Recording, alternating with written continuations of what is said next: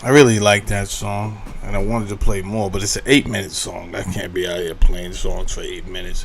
I could kind of tell when they might send over a lot of people and when they not. You understand? When that joint gets stuck at like 2, it's real. It get real shady. However, let me show you something. This morning I woke up and I was looking for the story when Barron Trump had made like $350 million in one day. And I was looking it up because I know it exists. I'm like, all right, let me look it up. And I couldn't find it. Because I believe I spoke about it. I was really intrigued about this. Trump was just about to announce, or he did announce, some type of deal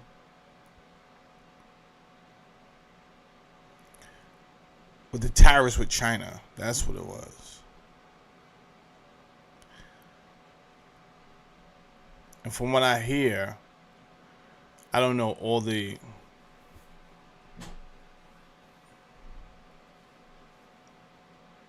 trading jargon and all that.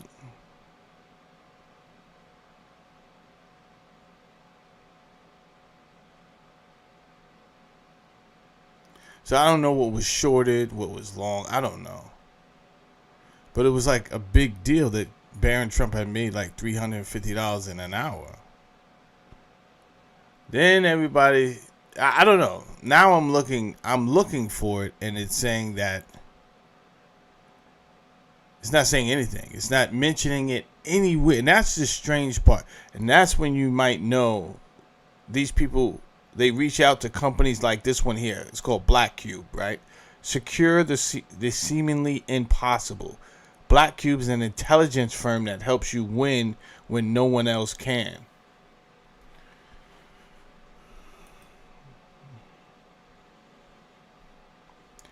Tailored and complex intelligence services for high-profile litigations, arbitrations, white-collar crime cases. When the stakes are high, you need critical evidence that seems impossible to obtain. Black Cube is the only intelligence firm that can uncover it. Tactical approach.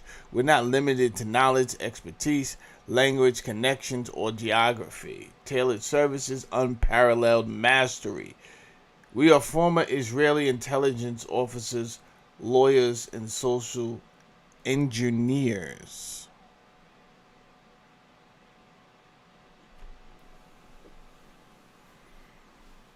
These are well-known people that can get stuff scrubbed from the internet.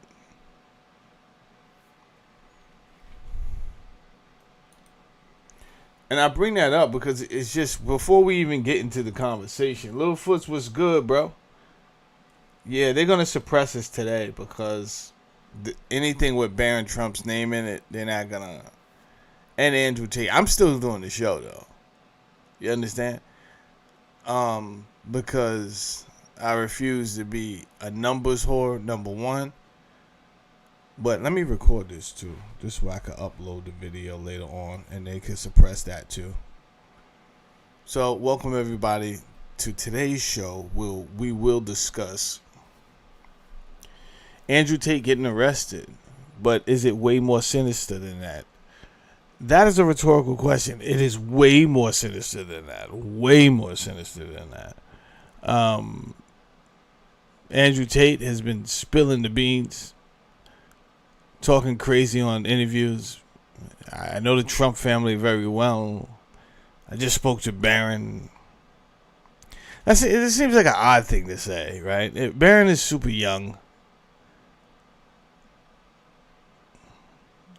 This guy's significantly older. He's out in the world causing a bunch of ruckus. But Barron is drawn to him for some strange reason. He's a misogynist and the worst kind.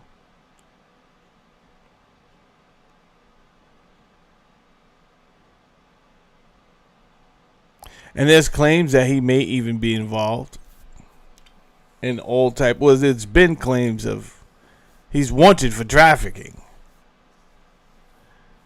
And then that story gets even more sinister. Uncle Andy was good, brother. We're here. We're here. Good morning. And Littlefoots tell Miss Winter I said good morning too. We got Littlefoots in the building. Miss Winter somewhere, probably cooking some omelets,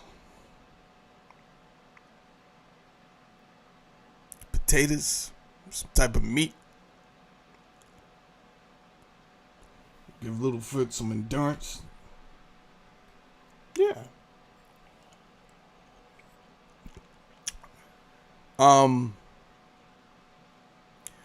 want to do a reaction video to another guy. His video did like 1.5 million. It was crazy.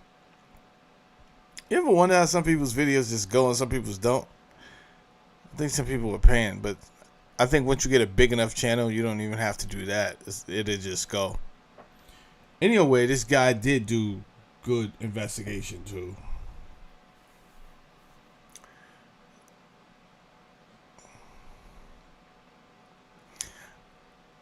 I want to talk about this relationship today. It's just a weird relationship, but I don't always get the chance to talk on Barron Trump.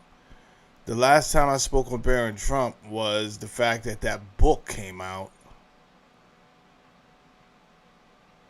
a century ago talking about Barron Trump. Way before Barron was born, there was a book that came out that describes Barron Trump.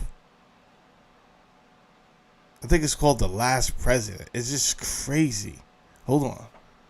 Let's get AI involved. Let's get AI involved.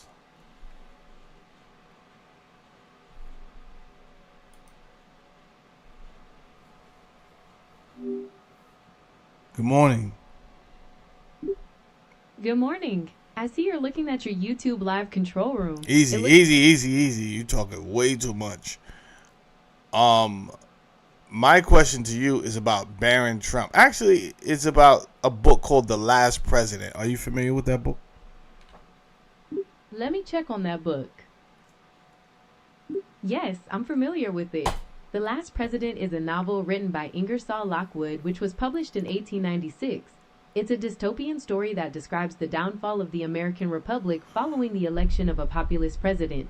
If there's something specific you wanted to know about it?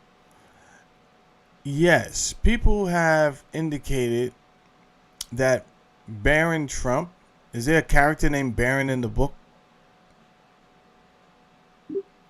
No, the character named Barron Trump is from Ingersoll Lockwood's earlier children's novels, while The Last President features a different cast of characters dealing with the political downfall of the Republic. They are separate stories, though the similarities have often been discussed together online. You are right. They are different stories. I've read The Last President, and I was looking for... But give me the premise of The Last President real quick. Elaborate on the details that you spoke of before. Certainly. The Last President, also known as 1900 or The Last President, is a really interesting look at a fictional dystopian future. It begins with the tumultuous election of a president who represents a populist movement, sending the country, and particularly New York City, into chaos. The story explores themes of deep social division, the rise of unchecked populism, and the gradual collapse of the American Republic as the government fails to contain the unrest. It's quite a fascinating, albeit bleak vision of political turmoil from that era. Okay, now go back to the story of that Barron Trump was in. What was that storyline? The Barron Trump novels follow the adventures of a young German boy named Wilhelm Heinrich Sebastian von Trump, who goes by Barron Trump. In these stories, he lives in Castle Trump and travels through fantastic underground worlds, often encountering strange creatures and civilizations, frequently getting into trouble before returning safely home. Thank you. That'll be all for now. You're very... Easy. These were the first books that really made me say, all right, I believe in time travel. I may not tell everybody I believe in time travel, but now enough is enough.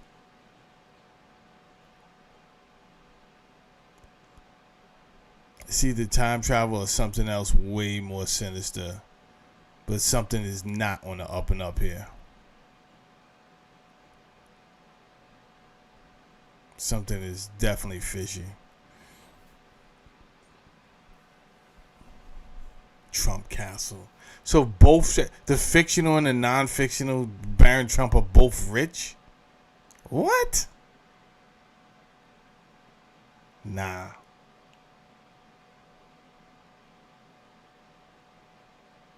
Yeah, Uncle Andy. That's what it sounds like. A how-to manual, bro. Something's not right, bro.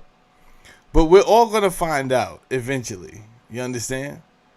And many people and many members of the science community, I don't know why members of the science community, if you're not on board with everything that they say, you are an idiot, you're pseudo, you're all type of stuff. They're going to owe everybody an explanation. Not an explanation, but an apology. Right? Because they're trained to think only by the material and what the evidence is. But the evidence is limited. And the evidence, what they don't want to acknowledge is the evidence can be manipulated and biased. They never want to acknowledge this. And a lot of this evidence with the quotes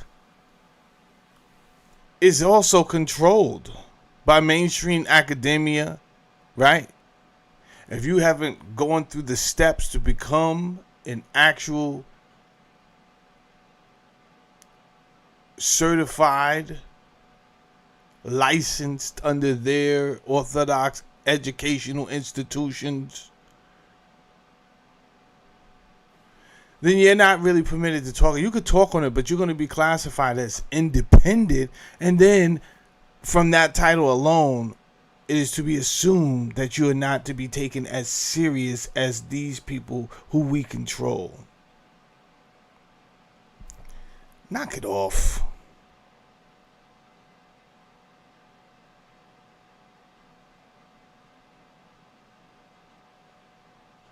Drew says, how did he become rich? In the story? Or, we know how he's rich in real life. I can find out.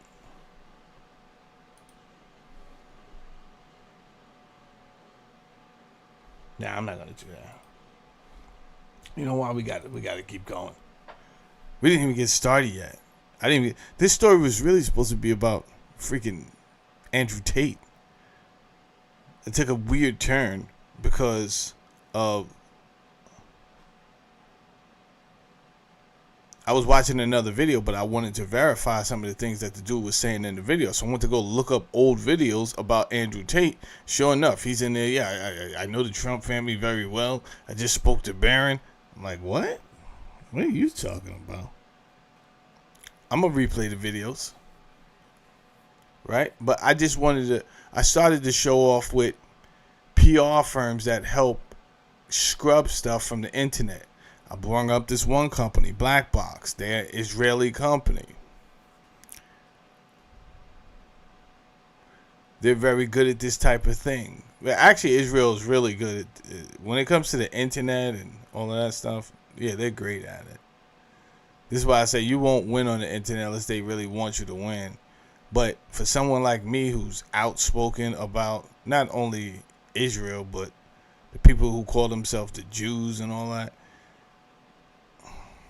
I might not have a praying shot in hell.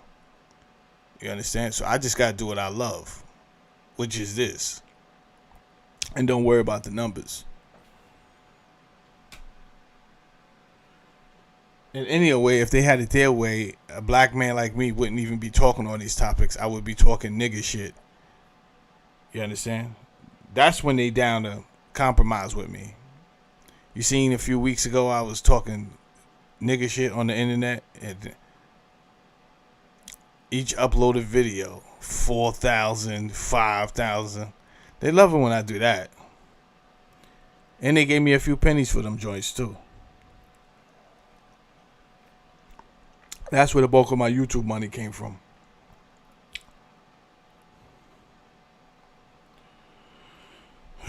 But recently I learned I'm called a polytech. Yeah, Polytech. Hey, what's a Polytech? A polytechnic, often called a polytech, is a higher Hold up, stop, education institution that focuses stop, on stop, stop, applied stop, stop, sciences, stop, stop, technology, and stop. engineering. Crazy lady. She doesn't know when to stop. It's not Polytech. I was trying to tell you to stop, but you don't listen. Polymath. I'm called a polymath. I just learned this phrase. What's a polymath? A polymath is someone whose knowledge spans a wide range of subjects and areas of expertise. Historically, this term was often used for people like Leonardo da Vinci or Benjamin Franklin, who excelled in fields as diverse as art, science, and invention.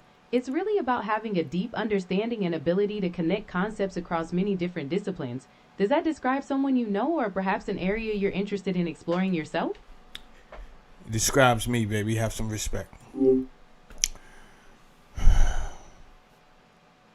Yeah, I'm a polymath, man. I can't sit around and talk nigga nonsense all day long. What? You know what that does to me? Gives me anxiety, man. I got to learn more stuff, bro. I see patterns all over the place. So Andrew Tate gets himself arrested again. Again. I don't know about again. For the first time. But he was a wanted man on charges that I wouldn't have wanted to been associated with. It's a lot of sinister stuff going on. I'm going to get into this story. But as I was doing some research, let me show you this. Things like some sinister stuff came up, bro. I'm not going to lie. And I'm not saying these things are true. I'm just saying some sinister stuff came up. Right? So, as I'm digging into... Because the video that we're going to watch, I'm going to do a reaction to. Bro. He's dropping knowledge. So I get into the crates.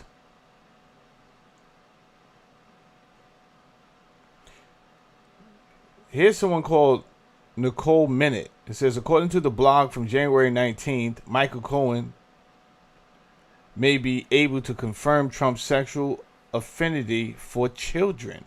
Please keep in mind that a guilty party, especially a wealthy one, settles out of court 100% of the time for a reason. Mind you, people, I'm not saying this is true. And I'm not calling Donald Trump anything. I'm just saying people out here saying things, you did things. You understand? I just went through this with somebody else. I asked the question. I said, yo, people out here, your name is associated with some gang grapes and some government paperwork. Would you mind talking on that? Apparently, they didn't want to talk on that at all. You understand? They got the threatening all type of people. Things got crazy. I said, oh, Jesus. Me, I would have went another route. I would have said, yo, first of all, please don't associate my name with no crazy business. I've never done none of those things ever. I've never paid anybody out there. None of it. I would have said all of that.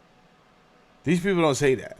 And it's like, this is why I brought up a company like Black Box, right? Like this company here, right? Because these private PR firms that help the people who could really afford it, their services, they can make things happen. I mean, anytime you got a site like this, right? It ain't really a lot of stuff going down on this site.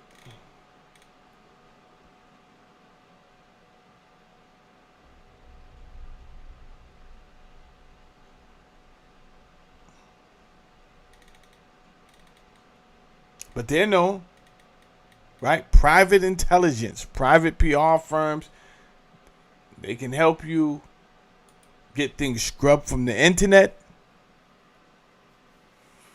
So we have to be aware of, the average person. We don't need private PR firms or private investigators to scrub stuff from the internet because we run around doing things we shouldn't do.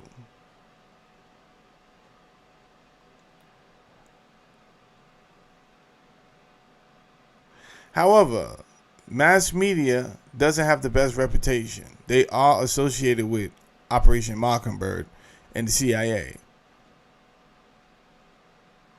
putting out false stories. We know this. What would make us think that the rich and the powerful wouldn't be able to lean on a couple of people in these agencies to do the same exact thing? Change some stories around.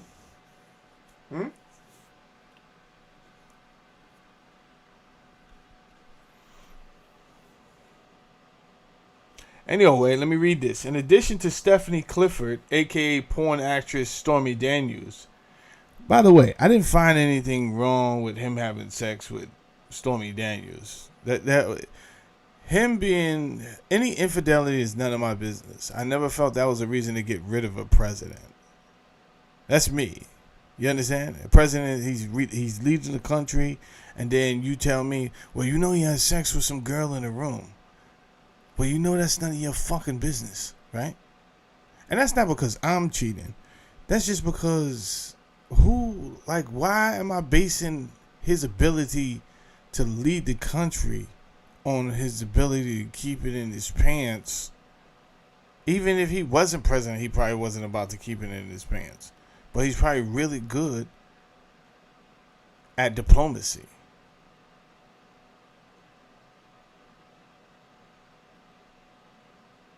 And at one point in time, coincidentally, Trump was really good at diplomacy.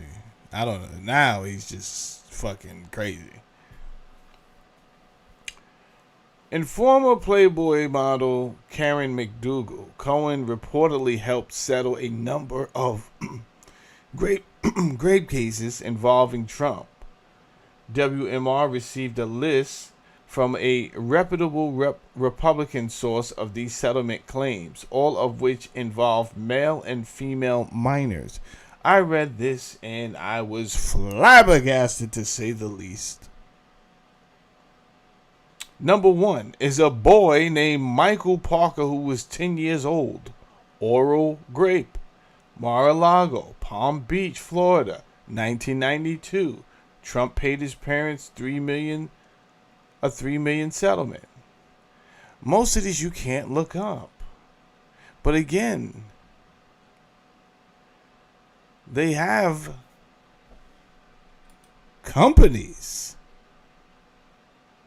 like Blackcube, blackcube.com/services that can get things done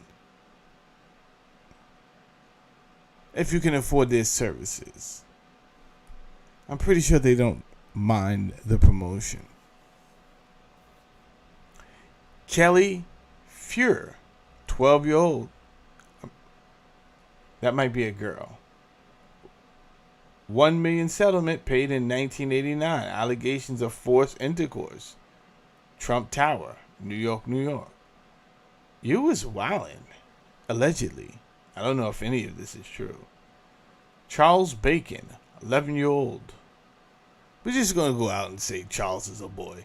We don't know about Kelly. Kelly sounds like a girl. But we do know a Machine Gun Kelly. So they are boys named Kelly. So far we have 2 boys and a possible girl. Charles Bacon, 11-year-old, $3 million, allegations of oral and anal intercourse, 1994, Trump Tower, New York, New York. I don't know if any of these are true. I'm just telling you what someone posted on Twitter, and they said they got from a respectable or reputable Republican. We don't know what that means. Doesn't mean he was in the Senate or Congress. But it means he was reputable and he aligns himself with the Republican Party. Rebecca Conway. We're going to go on a limb and just say this is a female. 13 years old, intercourse and oral. Trump Vineyard Estates, Charlottesville, VA, 2012. $5 million settlement. God damn it. It's the NDAs, people. It's the NDAs. It's the NDAs. You can go through a long, drawn out stretch of litigation, which you might lose. More than likely you will. Just keeping it honest with you. Or you could take this money right here, this little 5 million, 3 million, 1 million. Maria Oliveira, 12 years old. Her family was paid $16 million to settle allegations of forcible intercourse occurring in Mar-a-Lago, Palm Beach, 1993. And I have to say allegedly because I don't know. I'm reading this off of the screen. I don't know any of this to be true. I'm just reading this off of the screen.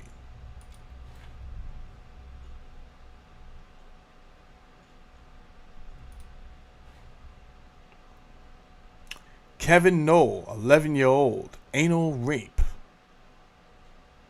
Trump Tower, New York, 1998, settlement details unknown. I'm driving back from wherever I'm driving back from last night. Me and my wife are talking in the car, and she says, you know, that Barron is going to be worse than his father. I said, I know. She was like, yeah, you can see it in his face. He's dark. I said, I know. I seen it too. He's going to be worse, in my opinion. He's going to be worse than his father.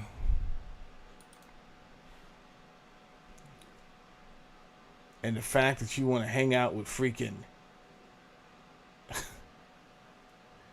Andrew Tate?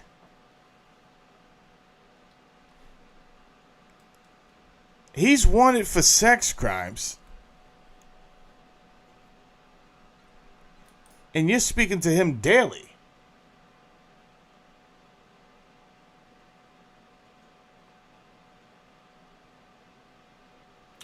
Stanley, let's get you the fuck up out of here. You over here sucking Trump cock. Let's get you out of here ASAP. Hide you from this channel forever. It's my show, bitch. I didn't ask for your subscription or any of that, you Trump cocksucker. You're a pedophile, Stanley. I know you are. I'm not saying allegedly. I know you are a pedophile. And you're upset that I'm speaking on other alleged pedophiles. And you find it offensive against your fraternity of creepos. I know who you are. We don't want you over here. You're banned from this channel, stupid ass. I hope you mess up somehow and you get yourself arrested. That's what I hope. Those are my dreams and prayers.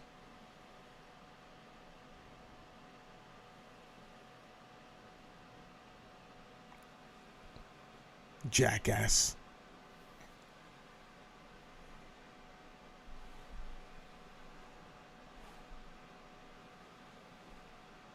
Hate sheep. There's a million of them. You know why? Because evidence is scrubbed. You don't tell me to shut the fuck up if I can't prove the evidence, you fucking sheep. Evidence is scrubbed all the time. This is why I started off my show by showing you the experts who are able to scrub the internet. This is why I started off my show with the same story we all heard and read, that Barron Trump had made like $350 million in 1 hour, and you can't find that story anywhere now. Anywhere. It's not up there. That tells me this. It's not that it wasn't true. right? Because when you ask AI, hey, what happened to that story? AI says, oh, yeah. Turns out that was a rumor. That's fine if it was a rumor. But why take it all down to the point where you can't find one story on it when you punch it in a search engine? It don't matter if you jump to page 100. You can't find it. That tells me you went to an expert to get it removed. So I explained to my audience what is really going on here. So just because someone cannot find something doesn't mean it's true or not true. You understand? And that's why I respect true science, but science community, they could go fuck themselves. Because they have that same type of ideology. If you can't show it to me, then I can't believe it. That's good for you. You stay on that side. I don't say nothing about you, but don't come over here and say shit about me, because I know there's a bunch of things you don't know, and then what is given to you as knowledge can be manipulated. So as long as you stay on your side in your fucking dream world, I will stay on mine in my dream world.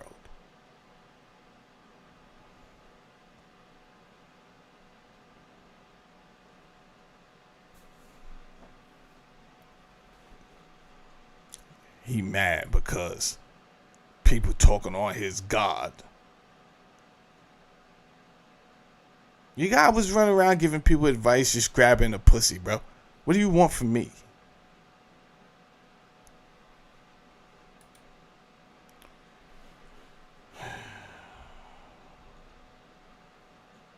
Alright. Tate. Today, I'm reacting to Adam Mockler's video. Adam Mockler.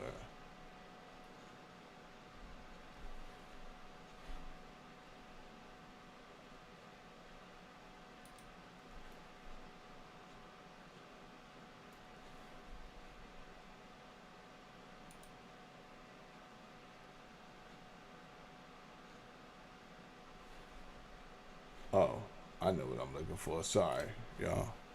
Put that over here.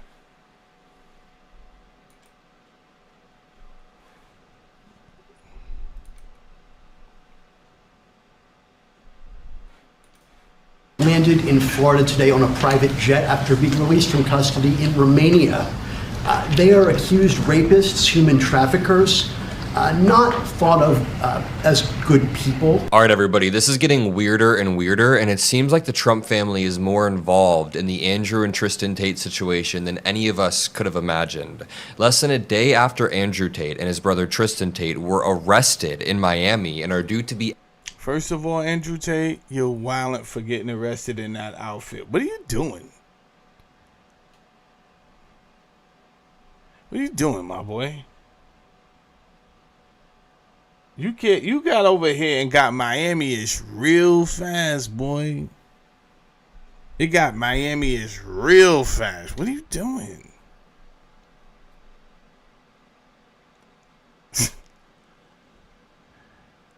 He's definitely got the I'm too sexy for my...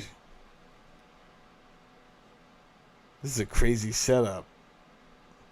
Extradited to the United Kingdom over rape charges, sex trafficking charges, and child pornography charges less than one day after. We already... Let me ask you something. Is America worth risking your biscuit?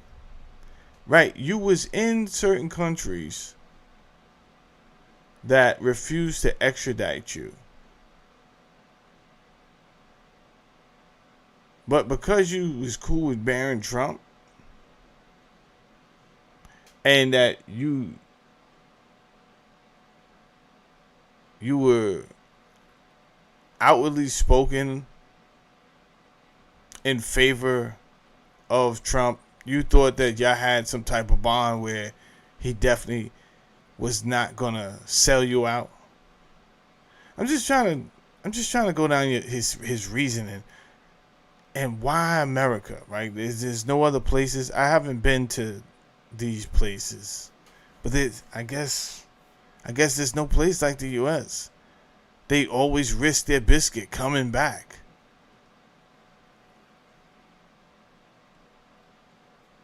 What is it here that you couldn't get somewhere else?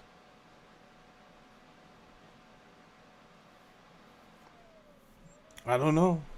Have a lot of new clips and recordings and old dug up tweets that connect the Trump family to Andrew Tate. But it's worse than that. The Trump family, Donald Trump, mainly Barron Trump, and it seems like some of the Trump sons, were surgically helping Andrew Tate evade any sort of responsibility. There is reporting that shows that the Trump family bailed out the Tate brothers, and they are now being charged with child pornography, rape, and sex trafficking. These are the types of people that the Trump family uses their power to help. On screen now is the video that went very viral yesterday. I already made an entire video about Andrew Tate, about the awful clothes that he has on. Somebody commented that any adult man who wears loafers with no socks should be arrested on site anyways. I thought that was a funny comment. In an otherwise dark story, if you appreciate these videos and you appreciate these updates, make sure you drop a like. Make sure you subscribe to the Adam Mockler feed. We're going to walk you through everything. Just for a quick reminder, Andrew and Tristan Tate are two manosphere influencers who have given advice to millions of young men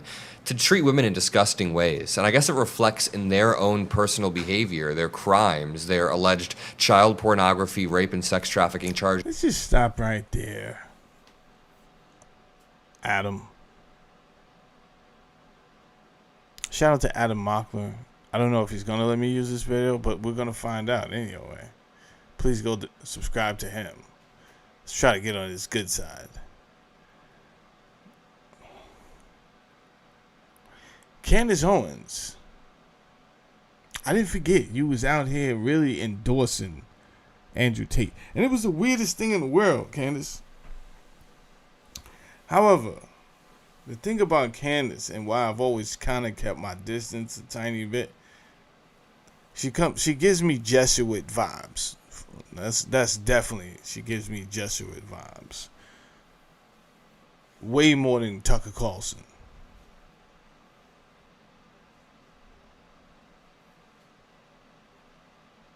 He says way too employed to know. How employed are you? Are you more employed than me? Where do you work?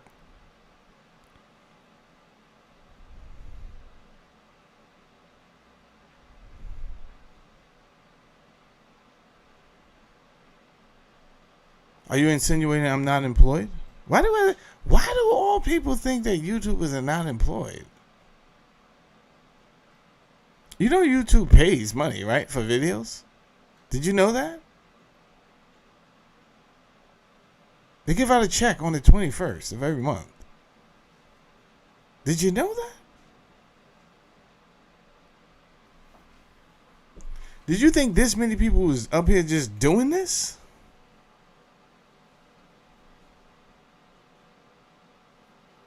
For fun? Uncle Andy, they censored you already?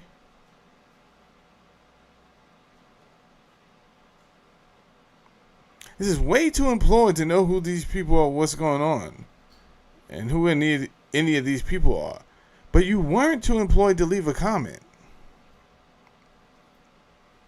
How employed are you?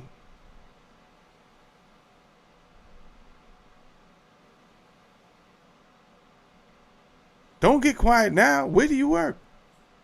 Let's talk about your employment. I'll talk about mine. Let's see who's more employed, nigga.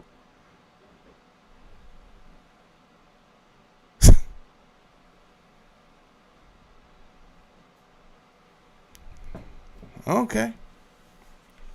Cool beans. That's crazy.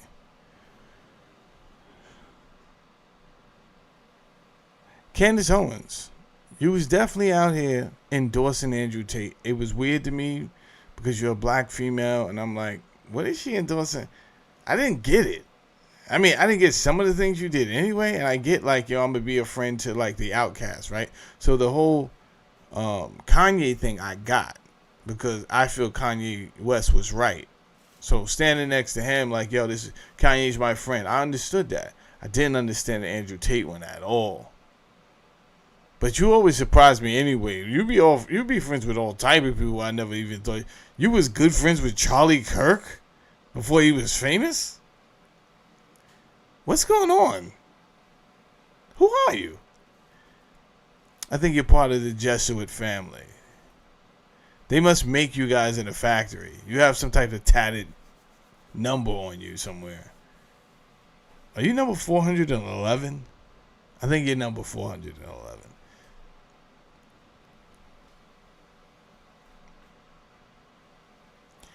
The thing about Candace Owens is she has the ability to research anything, right? And when she wants to, she can get into the weeds of a conversation, of a topic. However, she can't look up the history of Christianity, right? Because she's always peddling this whole Christianity religion ideology. Respectfully, at the risk of losing like 8 people right now when I say this, it's a bullshit religion. We know this. It's made up stories. So for her to go so hard on other people's religion was just crazy to me, because have you investigated how your religion started and the things they got to do to get more people to believe in? They've killed people to convert them.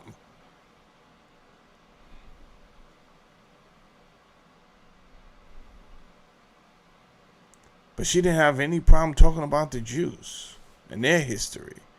So when I see this type of unbiased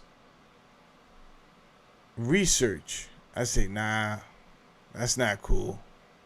You see, I shoot the whole crowd. Fuck y'all ears. You know, understand what I'm saying? I'll go down every last one of yous and tell yous how you're lying.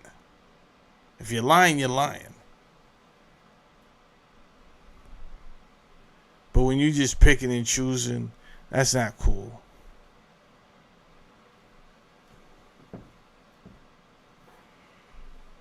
Anyway, Candace, we got our eye on you. That's all I wanted to say. They have admitted to on camera. They've admitted to these things on camera in the past, so it was only a matter of time. Yet the Trump family still defended them. Andrew Tate even said in 2024, about 2 years ago, after he was being investigated originally, that he's very close with the Trump family. I know them well, he says. I spoke to Barron. Even Donald Trump's personal lawyer, Alina Habba, said she was a big fan of Andrew Tate. Watch these clips right here. A big fan of Andrew Tate. I guess he was on YouTube. Like I've never really watched his stuff. I've seen him try to do a couple of lives when he was in Romania. I've paid attention. It looked like that was getting off the ground. Then I stopped watching because he was overly misogynistic. That's not. I don't believe in that. I believe in the core family of the man, woman, and child. Right. So all of that speaking down on women, and I don't really gravitate towards that type of conversation, right? But it'd be like to each his own.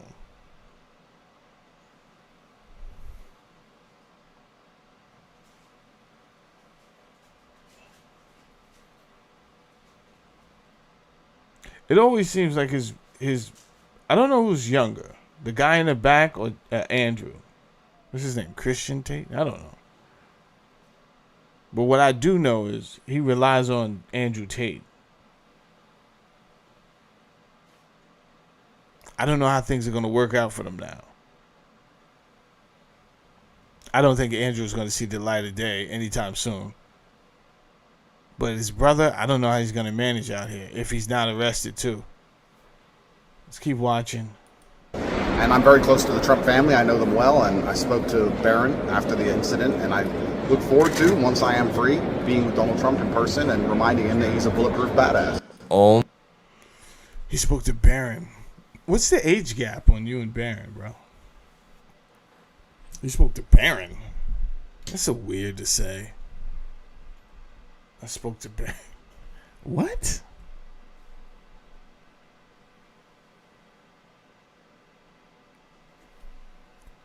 It's like if you was having a barbecue, me and you, same age, went to high school together, we know each other because we're both from that era. 96, 97. You understand? 95, 96, 97 graduates from high school, right? Then you had a barbecue, and then I showed up. You didn't invite me. But I'm like, no. I spoke to your son online. He said it was all good. What? What forums is my son in? Who are you talking to online? What is going on? I spoke to Barron? Oh my God. I guess they do have a lot in common. These are the types of people that the Trump family uses their power and connections to help lift up and evade responsibility. Jay says this is all a script. Jay, I kind of feel that. I'm not gonna lie. I'm just commenting on this. You know something, Jay? I kind of feel like he's gonna be. We're gonna see him back out in the streets sooner than we ever thought. Right? He's gonna be back outside with fouls on the play,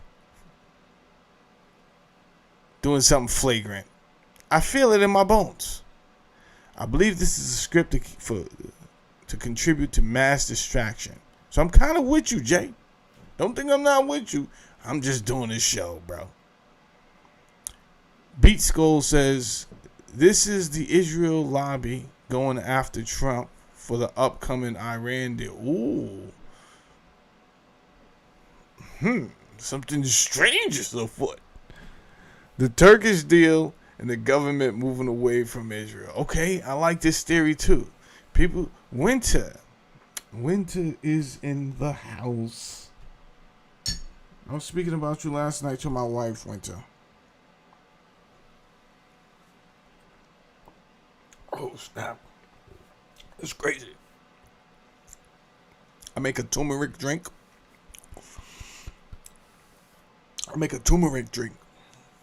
But all the soot was at the bottom, and I didn't have a spoon to swirl it around. So I just swallowed all of that turmeric and milk thistle. Are you guys aware of milk thistle? I got the milk thistle too.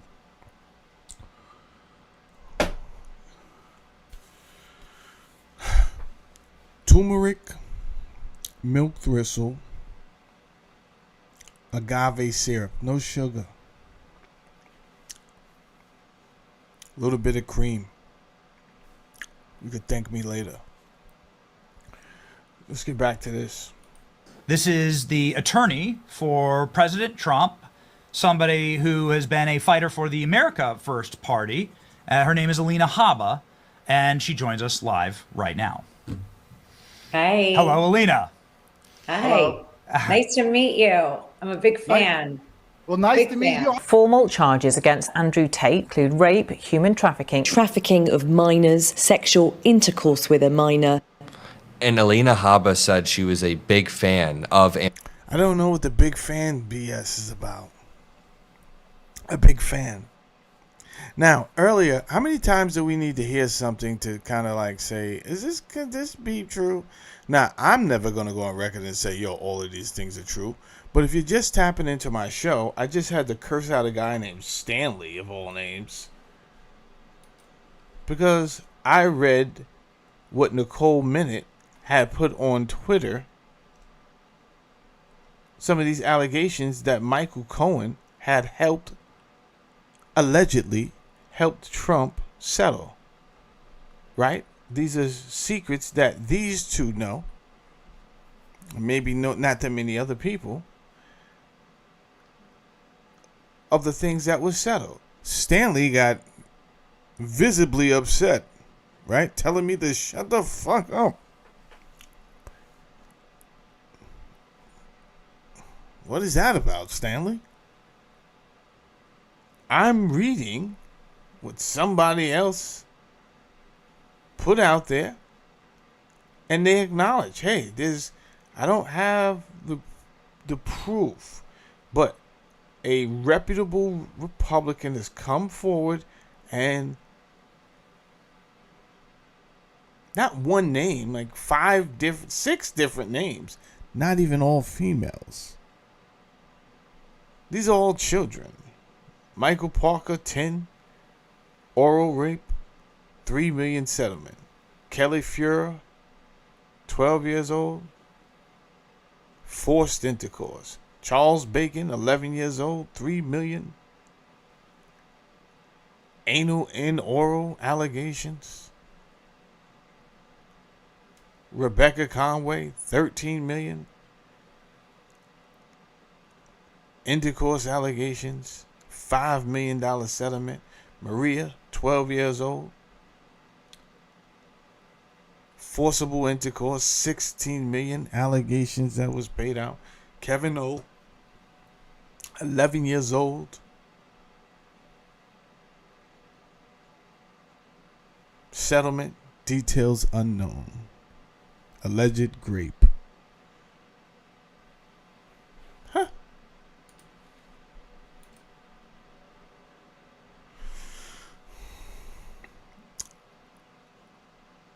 We take that information and we take the fact that Trump seriously tried to derail this Epstein declassification and disclosure to the world. He clearly didn't want people to see the files. He claimed he didn't want people to see the files because his friends. And at first, I was like, it could be. But he was way more involved after I looked at everything than he let on, right? He downplayed seriously the relationship between him and Jeffrey Epstein.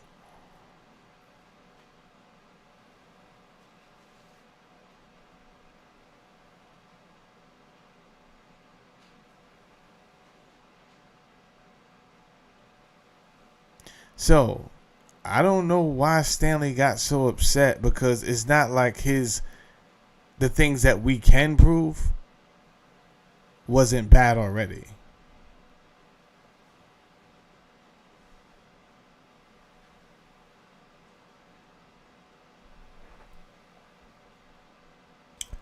Gumba says Trump did more for black entrepreneurs with a loan they didn't have to pay back, largest in the U.S. history. I don't think that's what we're talking about right now.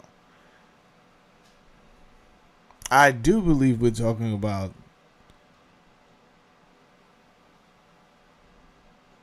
grown men preying on children. Did you hear what I just read, or do I need to read that again, Gumba? Do I need to read the allegations against Trump? If I was doing a show on, hey, let's talk about the loans that Trump gave to black people, then you would be right on point. You have to read the room. You have to read the room. We are not getting off track because of some alleged loans that was given out. The last thing I said when you typed that in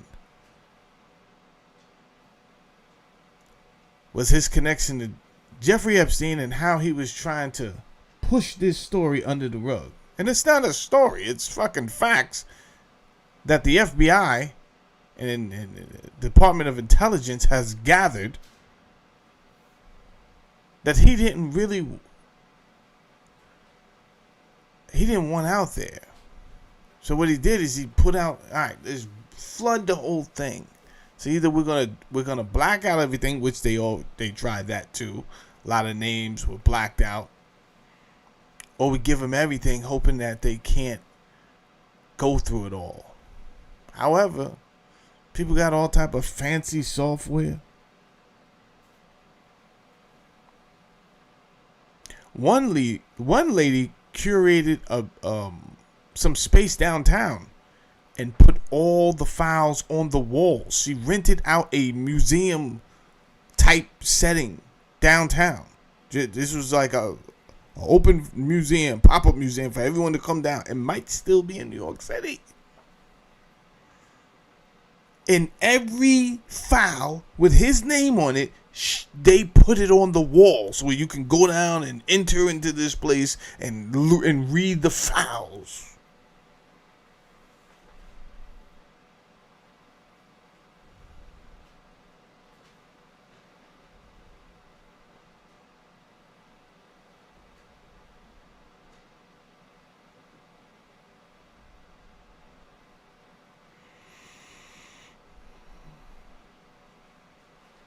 Nick Slade says Trump didn't do much for poor white people who lived in the trailers, in the South. If your daddy doesn't own a ranch or you don't know nobody, you'll be lucky to work at McDonald's. I think Nick Slade is correct. In my employment, I get to travel America. So I get to see, and it's a beautiful thing. Let me tell you that. Let me tell you, you don't even know. It gets beautiful. Right? I went through Devil's Canyon and swore to God I was on Mars. You ever drove through Devil's Canyon? This place, I have pictures. I'll put them up later. It looks like you're on another planet. Like it should have 6 moons. And I say all that to say I get to see a lot of different parts of America, and this is why I refuse to be a racist, because I understand there's a lot of white people that's not doing good in America.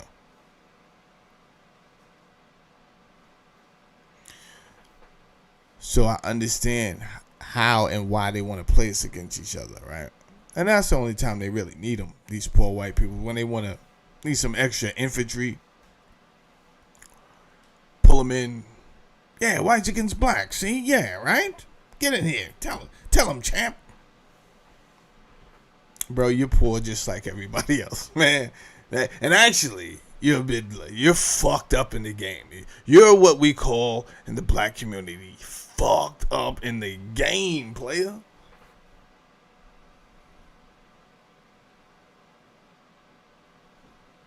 Please do not fall for these shenanigans. Don't fall for these shenanigans.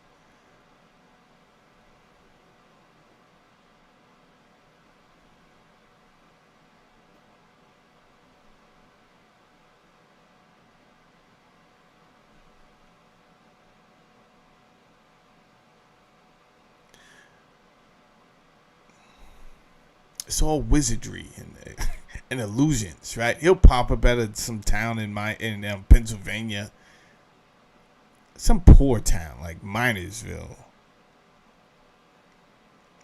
where you get the whole story from the fucking name of the town, right? Minersville. All right. It doesn't take a genius to figure out what this town had relied on, and people too poor to move. So they're still there, trying to figure it out. Trump comes through, listen, let's bring coal back, get you guys mining again. They like, yeah, town is back. What? Coal? The fuck are you talking about? Thought we was going to move on to new energies, potential energies. Coal? Turns out, don't feel bad, people. He lied to everybody. It wasn't just you. He's out here telling just blanket fibs. We're gonna bring this back. We're gonna do this. We're gonna do that. Very nice. Nah, no. All the attention went to Israel.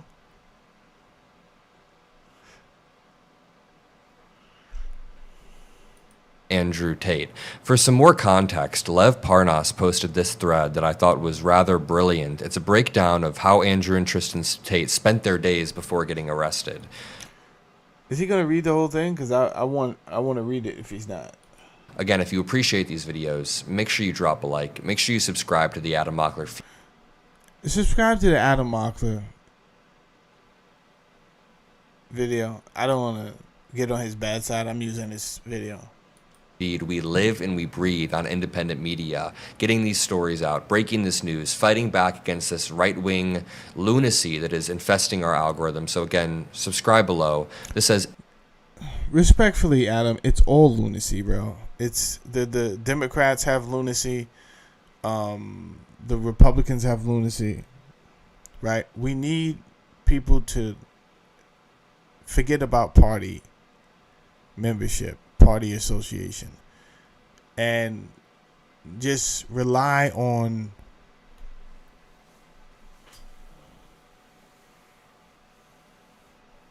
you can't even rely on what a person says, because they apparently, from Donald Trump's example, they will say a bunch of things to get your vote, and then they're just going to go and do something else, right?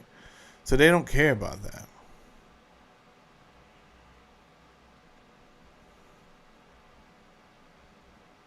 And if the right party doesn't win by numbers outright, then they'll just steal it, like Bush stole from Kerry. So it's a system to keep us busy mentally. It's not a real system that really matters. It doesn't really matter. This whole political thing, that it's a game. It's a script. You had no choice. The Democratic Party they were involved in such shenanigans that you really had no other choice but to look for a new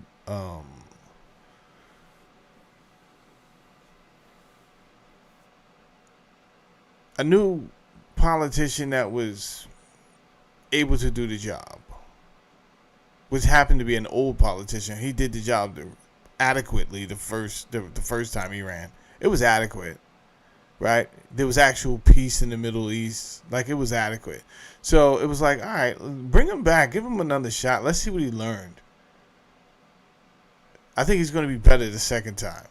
Because for one thing for sure, we wouldn't have had none of this silly business like trannies in the elementary schools.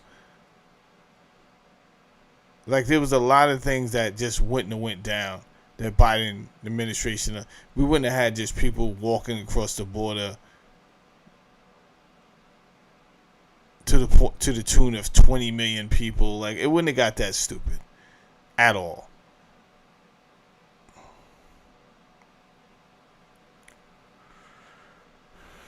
I don't know if he's going to read this. It says, Andrew and Tristan Tate spent the days before their arrest partying in Washington, D.C. I think he is going to read this, actually. I read this. Listen to this. Andrew and Tristan Tate spent the days before their arrest partying in Washington, D.C. as guests of a man named Paolo Zempoli, Donald Trump's U.S. Special Envoy for Global Partnerships and a longtime friend of Trump and Melania. Zempoli is the former modeling executive who says he brought Melania to the United States and introduced her to Donald Trump. His name has also surfaced repeatedly in reporting surrounding Jeffrey Epstein's modeling world connections. And there's more. Zempoli previously acknowledged contacting a senior ICE official about Amanda Ungaro, the mother of his child, during a bitter custody dispute. She was later taken into immigration custody and deported, although Zempoli denies that he asked ICE to detain her. Now that we learn that the Tate brothers... Wacky said, if it's 20 million, why is ICE having such a hard time catching up to Biden? I don't know what that means. Maybe you wrote that incorrectly. I don't know. Is ICE having a hard time catching up to Biden? What? Come on, man. Don't make me stop the show for this. Biden had some type of mental disease with his brain malfunction. He couldn't walk steps, and he was trying to shake hand with a flag. He was telling all type of crazy stories about roaches and blankets. He was checked out, bro. The deportation numbers.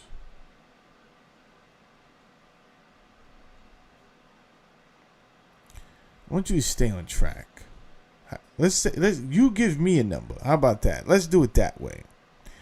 How many people would you say that Kamala Harris, who was the border czar, allowed to come in? I think we're missing the point because people want to argue. The point is, United States citizens, people who pay taxes here, who are legitimate citizens, and that's a range of different nationalities, right? So you have legal immigrants, legal, from Peru, from Venezuela, from Mexico, from China, from Africa. These are legal people. They're Americans, right? So y'all can get that whole racist thing off the table.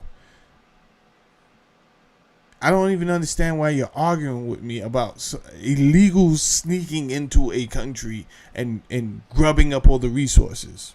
What is the argument? There's no argument. What are you talking about? So you give me a number.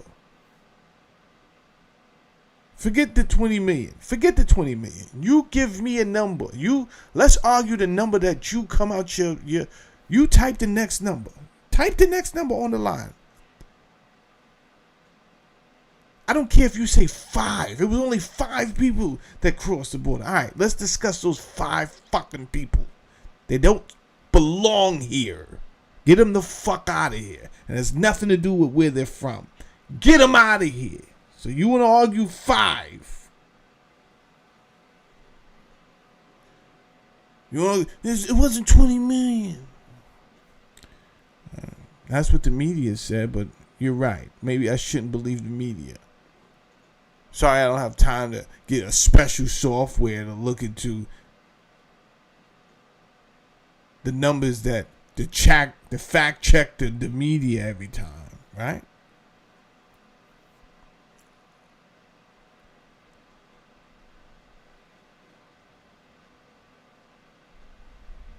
ICE can't find them or what?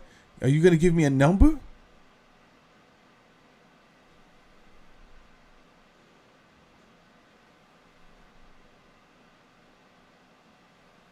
Are you going to give me a number? You're not going to give me a number, right? Because the argument is not predicated on a number at all. You see? That's why you're not going to give me a number. It's not predicated on a number. It's predicated on a principle that if you are American, which you're probably not, right? You're just trying to get over here, get some free shit, and you're mad because we highlighting it. Hey, stop letting these motherfuckers in. Now you're stuck somewhere with free Wi-Fi, but fucked up economy, right? Your currency is probably literally in the garbage cans. People are just burning that shit for heat. Now you're upset. I almost made it. I almost made it in. These fucking content creators, they keep talking on this shit. I can't get in there and get the free shit. Yeah, the jig is up. Jig is up. And if you do get over here, I hope you get caught and held up in one of our jails for a while before you're sent back. Others facing rape and sex trafficking charges in Britain were being welcomed and entertained in Washington by a Trump admin envoy shortly before they were arrested. This raises some very serious questions. Who invited them? Who did they meet with? And why were they being embraced by someone so close to Trump's inner circle? Not even just his inner circle. His own son is close with this guy. And I'm very close to the Trump family. I know them well, and I spoke to Barron after the incident, and I look forward to, once I am free, being with Donald Trump in person and reminding him that he's a bulletproof bat. The people that you use your power to protect, I feel like it says a lot about you. It reflects poorly on you when the Trump family is constantly helping out anybody in the Epstein files, helping out people like Matt Gaetz. Trump was going to make Matt Gaetz our attorney general. Remember, he tried to do that. Same thing with Andrew and Tristan Tate. They have reportedly directly helped Andrew and Tristan Tate. As a side note, this story is also going viral. Tulsi Gabbard's brother charged after allegedly trying to lure children to Waikiki hotel room. This is crazy. This just keeps getting crazier. I did not expect this story to pop up at all. Damn, Tulsi. Not the Tulsinator. Damn. Including a 9-year-old boy. Asked for names, wrote them in a notebook, and offered them money and gum if they would accompany him to his hotel. What are you doing, bro? Take him down. Take him down. We have to land the plane. Take him down.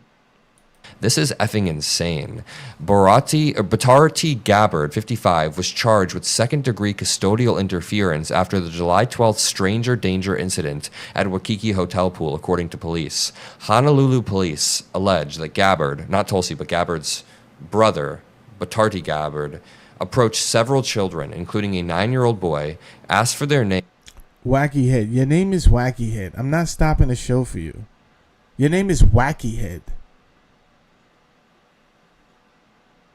So no, we're not discussing you anymore. I don't have to bring up. I'm not stopping my show to get the facts. We know what it was. Everybody except you.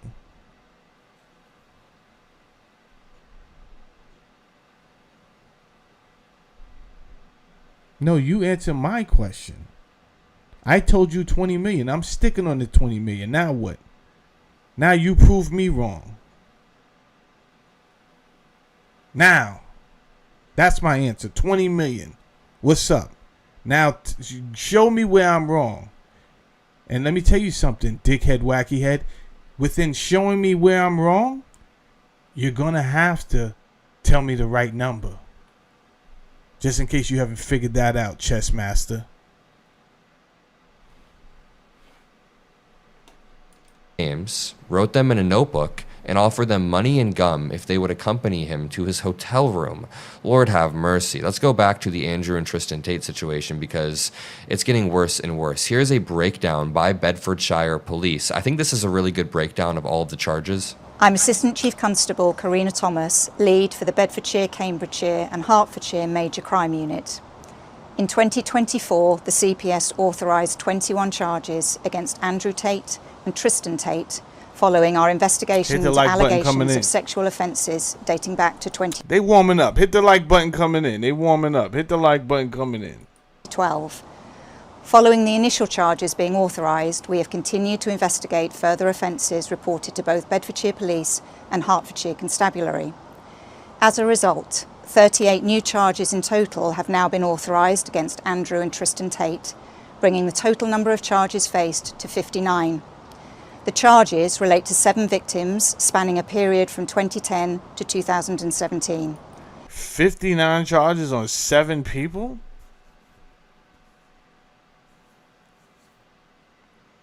What are you boys up to?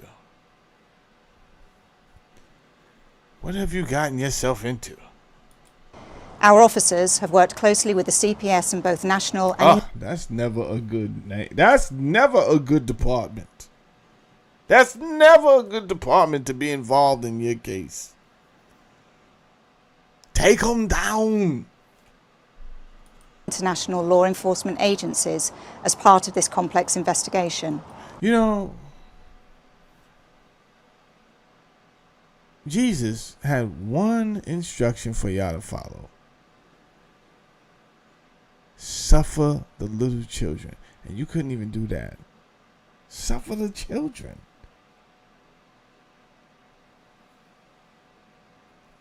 Some menacing people on this planet, man.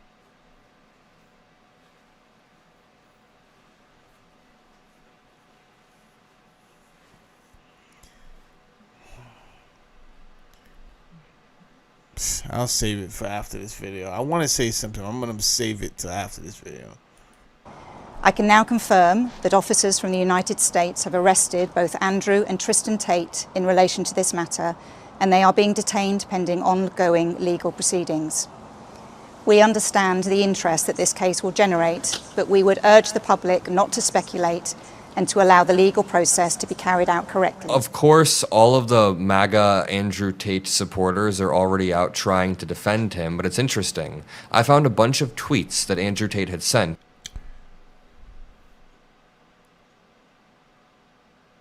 What does that say? Auntie Willie? Auntie Willie said, Jesus picked Trump, or so I hear. Remember that time Trump was kneeling down with his committee in prayer?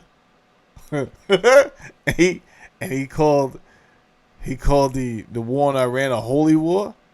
Didn't they try everything? They just tried everything until they said, fuck it, we just want to go to war. Fuck all of this hiding the real reason why we want to go.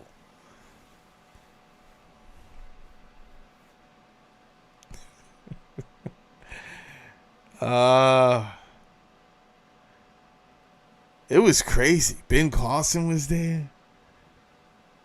People was laying hands on other folk. I'm like, what are they doing?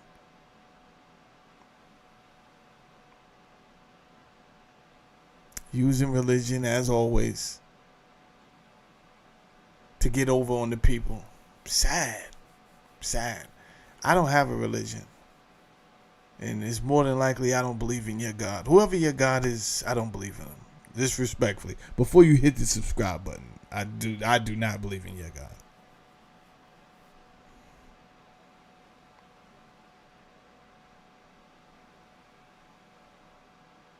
And it is a big chance that I believe your religion is filth.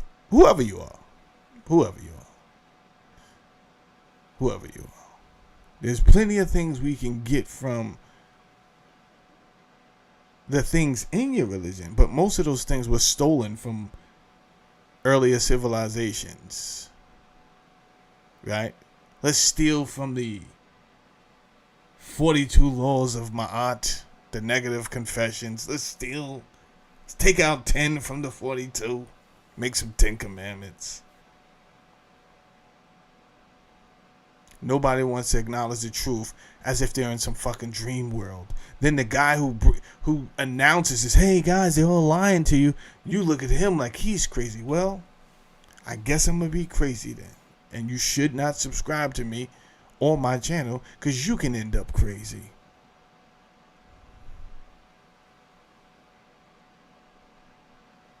You should stay where it's safe, where they tell you lies and you believe them because you're comfortable with them. That's the best place for you. Not over here. I can tell you that. You're going to feel real uncomfortable. So don't subscribe. Kind of just connecting himself to the Trump admin. The Tates will be free, he said in 2025. The Tates will be free. Trump is the president. The good old days are back and they will be better than ever. What are the good old days? What Tulsi Gabbard's brother and what the Tate brothers are doing? Is that the good old days in their mind? There's also the fact that Andrew and Tristan Tate did an interview with one of Donald Trump's cabinet members just days before they were arrested. Totally bizarre interview, says Karen Piper, where a serial rapist and child pornographer chats with Trump's special envoy about the wonders of Uzbekistan. And it's Andrew Tate, ex-Paolo Zampoli, the same person we were talking about in the Lev Parnas post. And they're just like chopping it up like they're friendly. Trump admin officials chopping it up with Andrew Tate. You might as well have Epstein himself there at this point if you're just going to be doing this. To continue, Andrew Tate just posted 2 minutes ago, the UK can try, but it can't actually stop me from tweeting. He's just a despicable douchebag who's always going to be trying to generate attention. But it's weird how close he is to the entire Trump administration. Hi. Hello, Alina. Hi. Hello. Nice to meet you. I'm a big fan. Well, nice Big to meet fan. you. I'm a fan. You're the one saving Trump. You're doing more important work than me. America, not just Trump. And I agree with everything you just said. You guys are not saving America. I can tell you that right now. And I'm so tired of you using this. You're not making America better. And here's the thing, people. I'm not going to say someone else could do a better job because I have my own theory. I believe that there are certain sectors of industry that have become so powerful through their participation as NGO actors, right? If I can make more money using my affiliation with the government, right? My history, my network system, but not being in government in an official government capacity.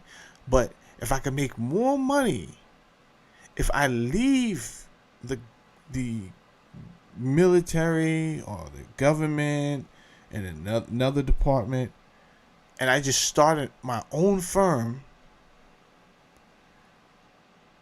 and I use my network to get certain contracts, I'll make way more money. Way more money. And that's what's been going on. Money laundering.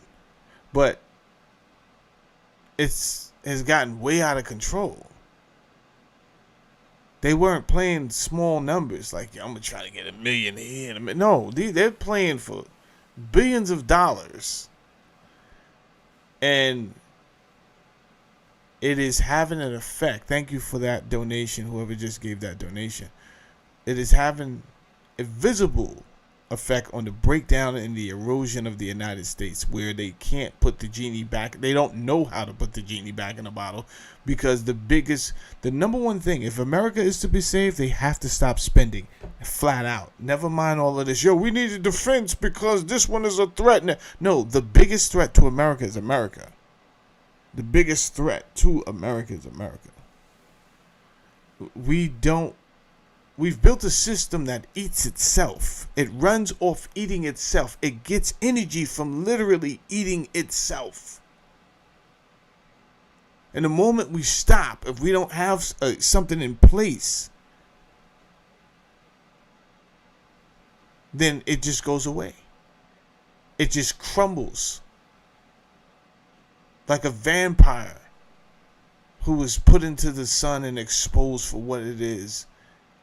You say, damn, you've been here for 500 years. Just like that, Playboy. The moment we stop borrowing money from these central banks via the proxy, the Federal Reserve. The Federal Reserve is a diabolical scheme. Diabolical.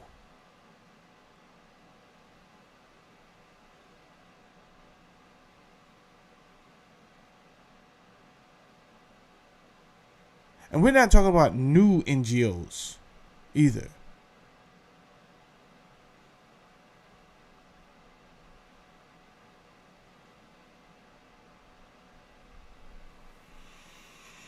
I did a video once of Donald Rumsfeld being part of Serum Pharmaceuticals.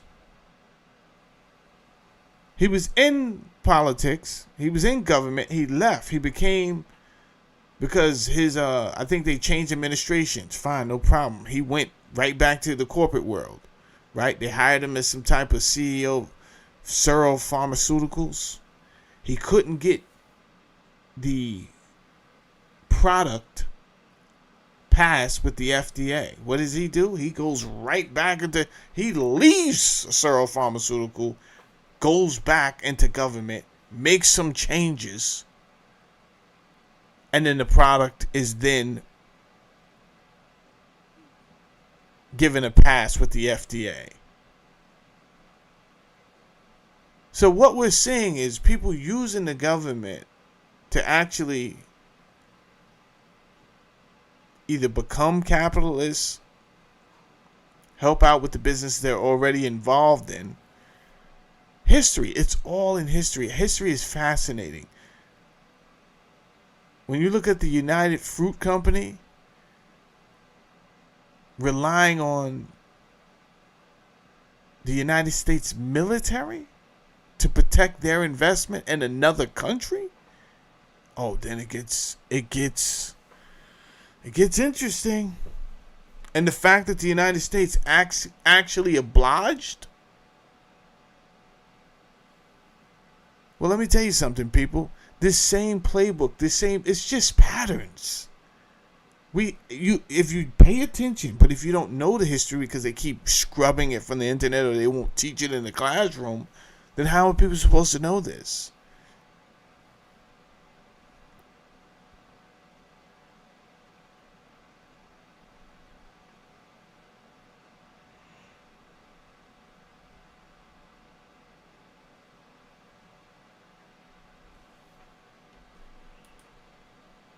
And I think that your anger is the same that President Trump has for our country. And the time is now for us to stop being wimps. I think that's exactly the right sentiment. And I also have to say that I sympathize with you because I think you go through a lot of the same, show me the person, I'll find the crime that President Trump has gone through. And wow. What an absolutely shitty lawyer, shitty prosecutor, if she's going to be saying that Andrew Tate is just, being persecuted. And this is what these right-wingers do. They try to play into this narrative that they're being persecuted by the government, the matrix, the deep state.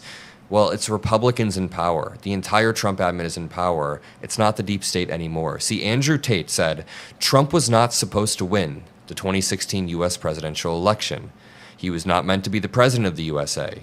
Elon Musk was not supposed to champion free speech. Elon Musk was meant to bow down to the US deep state interests. And then he said, I was not supposed to go as viral as I did. He sends this long, borderline manic post where he's basically saying that the Matrix is trying to come down on him. Dude, you quite literally have raped, abused, hurt, and trapped women. A lot of the allegations that initially came out said that he would lure women to Romania under the guise of falling in love with them. He would fall in love with them, he would buy them things, lure them there, then steal their passport and make them do camera sex work repeatedly and not let them leave, and then actually take about 70% of the cut, but he told them he was only taking 30% of the cut. I'm pretty sure that's just being a scammer, stealing, and very illegal. So he has this weird persecution complex, but it's weird because the Trump administration was the same admin that actually helped him get out of trouble in 2025. You're not being cooked by the Matrix, you're being helped by the deep state. The deep state is helping the Tate brothers, and the deep state is the Trump admin. Listen to this. Days before Donald J. Trump's return to the White House, Andrew Tate got some good news. Mr. Tate and his brother Tristan, swaggering influencers in the so-called manosphere, had been under criminal investigation in Romania since 2022, accused of coercing women into pornography. Andrew was also accused of rape and having sex with and beating a 15-year-old. The brothers, American and British citizens, had been barred from leaving Romania while prosecutors built their case. Now, in a January 14 text message, Mr. Tate indicated that help was on the way. Quote, I had word from the Trump admin that they're on top of things, Mr. Tate wrote to someone close to him in a message reviewed by the New York Times. I've been told I'll be free soon, but Trump needs to see me in Miami, he said. The next month, an extraordinary order came down from the highest levels of the Romanian government, a Times investigation found. The prosecutor... Why would he write that? This is here. Okay. Oh, damn. Was he set up? Was he? Who was you told that by? He didn't say Trump told me. He said, I've been told I'll be free soon, but Trump needs to see me in Miami. Well, he definitely ended up in Miami.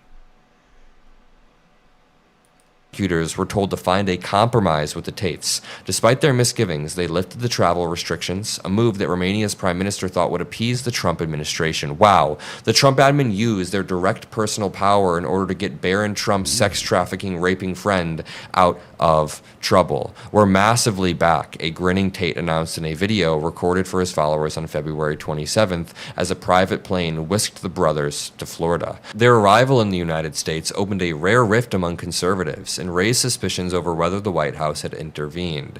The Times found that support from the admin had played a crucial role. Andrew Tate has been warping and distorting and poisoning the minds of young people all across this country, and Barron Trump is somebody who apparently helped us. Andrew also nurtured relationships. This is crazy. Thank you, Winter. Thank you. What I learned is there's different tactics these people use to try to come over and disrupt the message, right? So they use different tactics. They'll start off with something that has nothing to do. Well, why? Tell me why Biden didn't. What? We're not even talking about Biden right now, bro. We are definitely talking about Barron Trump being a mentee to Andrew Tate. Andrew Tate allegedly being invited to Miami by the Trump administration, only to be taken down. Take him down! And extradited to the Great Britain, which I don't know how things are going to work out for you over there. They got CPS involved. Anytime you got CPS involved, now let me tell you something. People are usually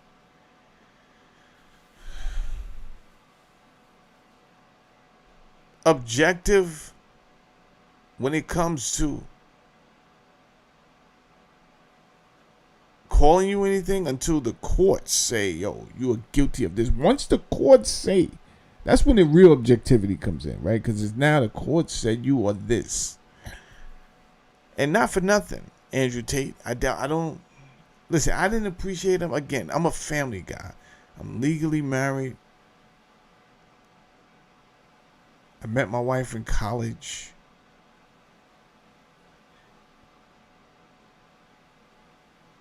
We decided to start a family together, have children. So we went through all the steps together, from having our own apartment to moving in one apartment to moving to a house. We went through all of this together, right? I still believe in that story for America.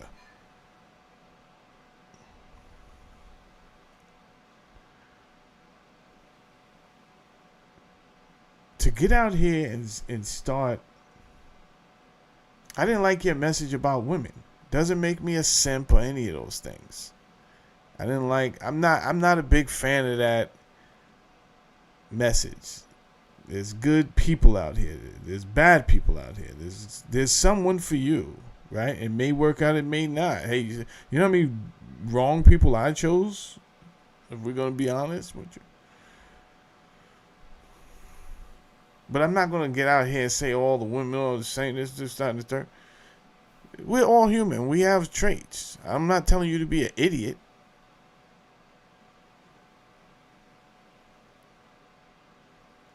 But this whole view of, even though I never heard him say it, it's kind of like, yo, women are good for one thing, right? You have sex with them and then you... This topic has not only just been with Andrew Tate. It's been woven into the music, woven into the languages, the subculture language that we use, right? Women love to, either men love to call women bitches or women call themselves bitches. I'm a bad bitch. I hate it. Especially if you got kids. I hate it. Because if you a bad bitch, then that means your daughter is looking at you and what she want to be. She want to be like her mother. So she's young and she already wants to be a bad bitch. This is the wrong message. This is the wrong message.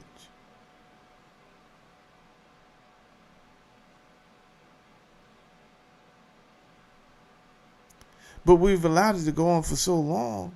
It's just second nature when people are describing a female they're talking to. Yo, so this bitch, right? Jesus, bro.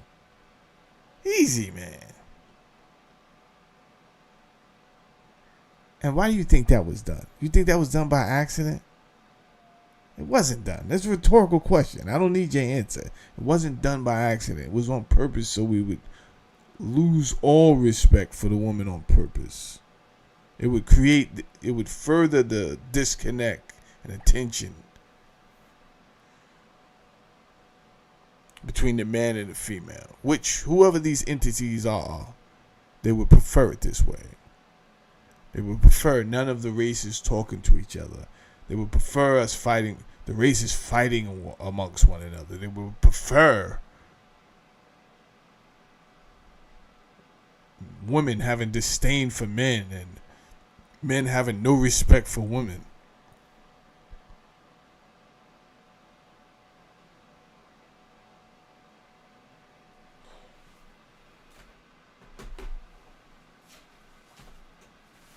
If you want, I'll tell you why they prefer it if you want.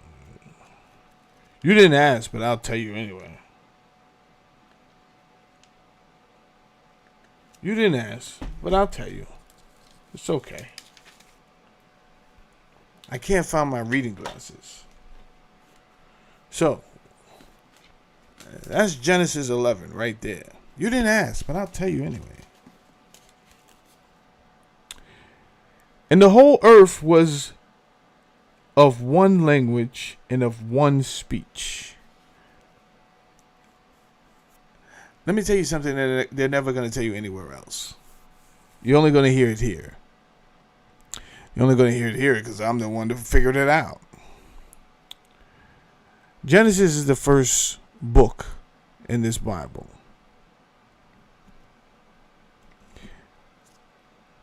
Chapter 11 is where they talk about this topic. That's 2 more ones. Pow, pow.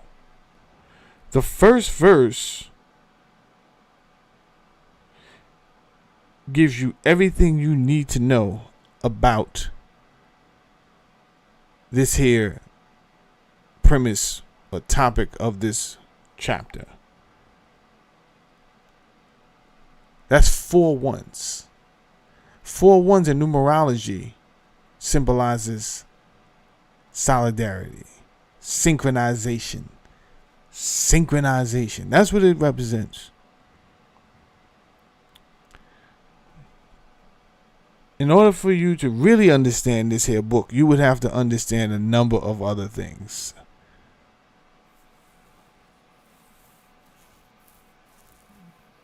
Astrology, numerology. You would have to understand a number of other things. But peep game. It says, chapter 11, first verse. And the whole earth was of one language and of one speech. Don't let that go over your head. Don't let that ever go over your head. We was all on one frequency. And it came to pass, as they journeyed from the east, that they found a plain in the land of Shinar, and they dwelt there. That may be Sumar. And they said to one another, Go to, let us make brick and burn them thoroughly. And they had brick for stone, and slime had they for mortar. Okay. They had some masonry skills. And they said, Go to, let us build a city in a tower, whose top may reach unto heaven. And let us make us a name, lest we be scattered abroad upon the face of the whole earth. So, for some reason, they wanted to raise up to a level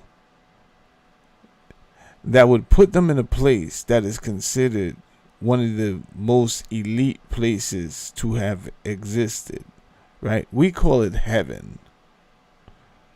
Many people on their deathbed wish that they go to heaven. Please, I just want to make it to heaven.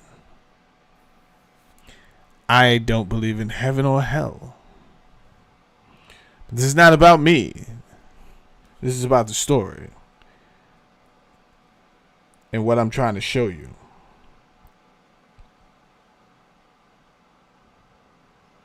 And the Lord came down to see the city and the tower. So apparently they had been building all of this stuff, and for some reason the Lord had no idea they was doing any of this stuff,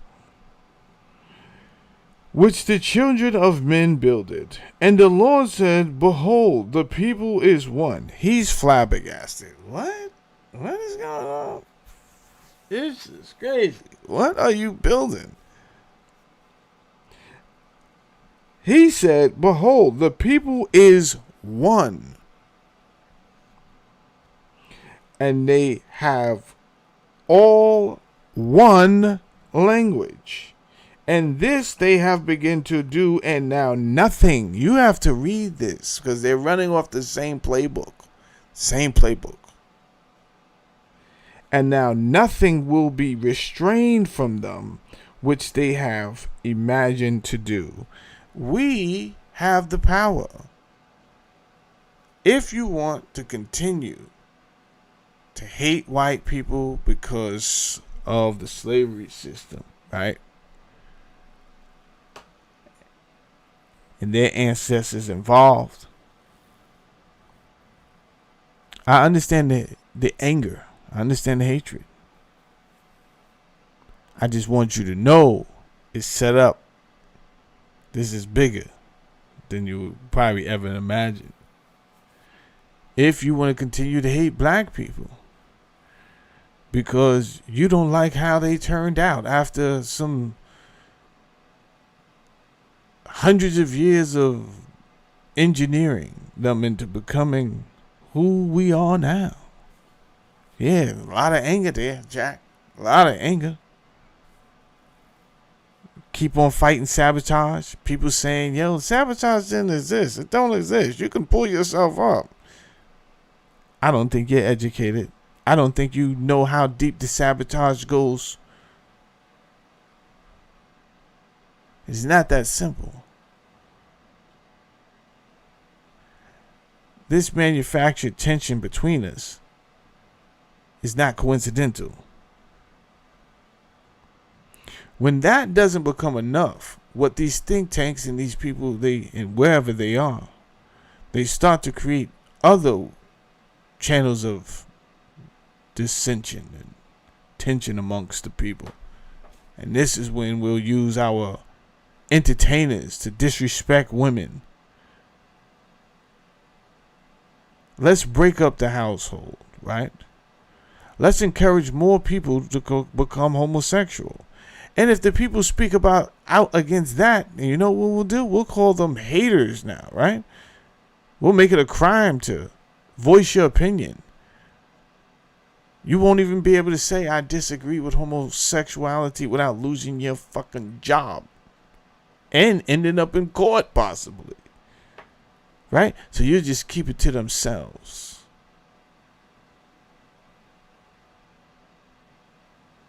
And then they'll run a big psyop mental programming, encouraging more and more people to become homosexuals. Is anyone seeing what's going on with Dean and AB right now? Adrian Broner? Adrian Broner lost all his money somehow as a professional boxer. I don't know how. Don't ask me, because I don't know how. And it was really lights out. He was about to go out bad. But then somebody put him with an up-and-coming streamer to make magic. And then they would cut these clips up, and these clips can go viral. They put them on this platform. Everybody would see their antics and say, that's funny.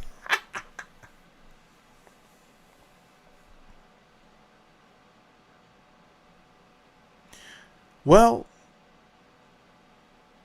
they have something they're doing right now where either they're pretending to be gay, right? I think they may be pretending, but it's a thing now. Gay lighting. Not gaslighting, just gay lighting. I'm going to do gay shit just to get a reaction from you. Ray J has been doing it for quite some amount of years now. So you won't really know if he's really into this or not. But what we do know is they're getting millions of dollars. Millions of dollars. So Adrian Barron has been brought back to life financially.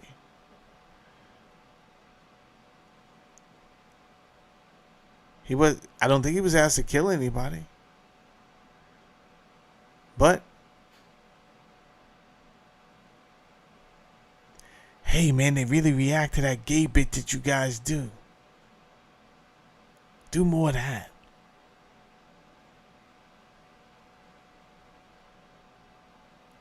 The problem I have is always the younger generations. Because on this earth, what we're supposed to be doing is training up a child in the way it should go, so that when it gets older, it won't go against it, right? When it gets older, it will know what to do. This is why fathers take young children on hunting trips, right? They take them on fishing expeditions. It's not to have a good fucking time. I have to show you how to catch food, right? This is why a father will bring you into the garage and show you how to fix a car. It's not to spend fucking quality time with you. It's to show you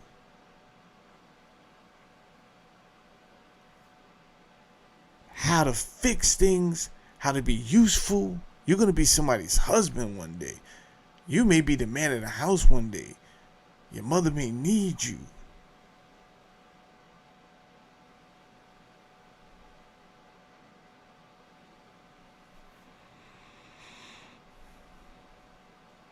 The village raising the child shit is over, right?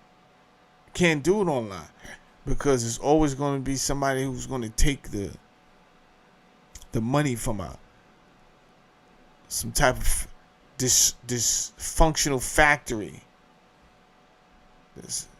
So you'll go over there and debate that person, right? So, i.e., example, you get Monique, who's seen the young girls coming outside. I went to Atlanta for a couple of months, a couple of years ago. I went to an AWS boot camp. And they put me in this big house with like 3 other engineers, right? So we all had our own room, and it was just coding every day, every morning. Right, we wake up, we go to the main corporate office, and we just fucking learning AWS, and then they got a house for us and all this other shit, so.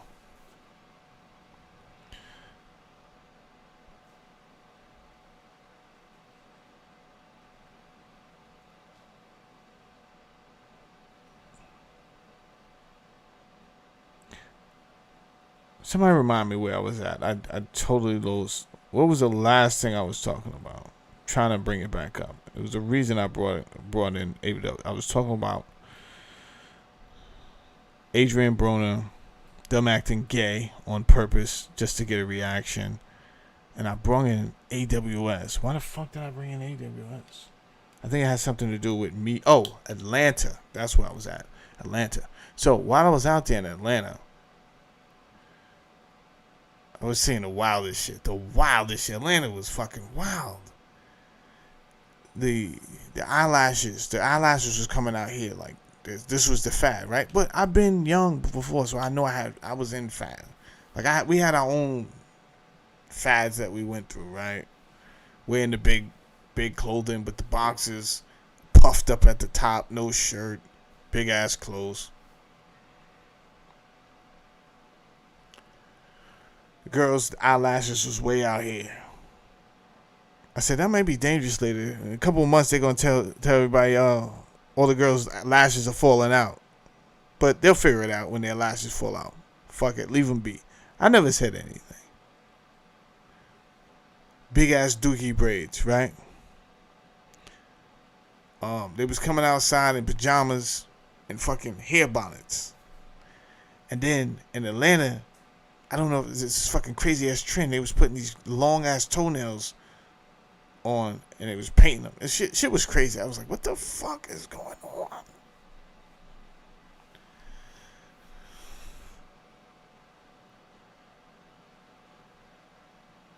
Monique said something about it. They cursed Monique out. Cursed her out. Mind your business, you old ass black bitch. Ah! Damn! We can't even teach you how to be a lady no more. I don't want to be a lady. I'm a badass bitch. I'm a badass bitch. Right? We lost our way. But someone has to be orchestrating this type of behavior. Because let me tell you something. Anything that can protect transvestites, if you have the power to protect transvestites all the way to the halls of Capitol Hill, where people want to write legislation and where you cannot express yourself on how you feel about transvestites being on the girls basketball team or the wrestling team without going to jail if they catch you on Facebook expressing your opinion. We got to take them down. If you have the ability to do that, then you do have the ability to look out for the group of people, or the group of heterosexuals who are conservative in the way they raise their children and the way we educate our children. You have the power to do this. So it tells me you're not doing it on purpose. Why would you not save us? But you do everything in your power to protect something that is not congruent with the lifestyle that our ancestors raised us to know as the way. This is not the way. Can't be. This is not the way. My grandfather didn't teach me this was the way. He was a right man. He was a good man.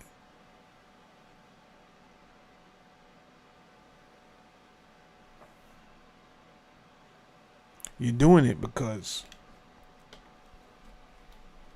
you want to train us to be docile and weak, so that when you do decide to pounce on us, we incapable of even fighting back. We don't even know what's going on mentally, physically, nothing. We're being attacked mentally. We're being attacked physically, genetically.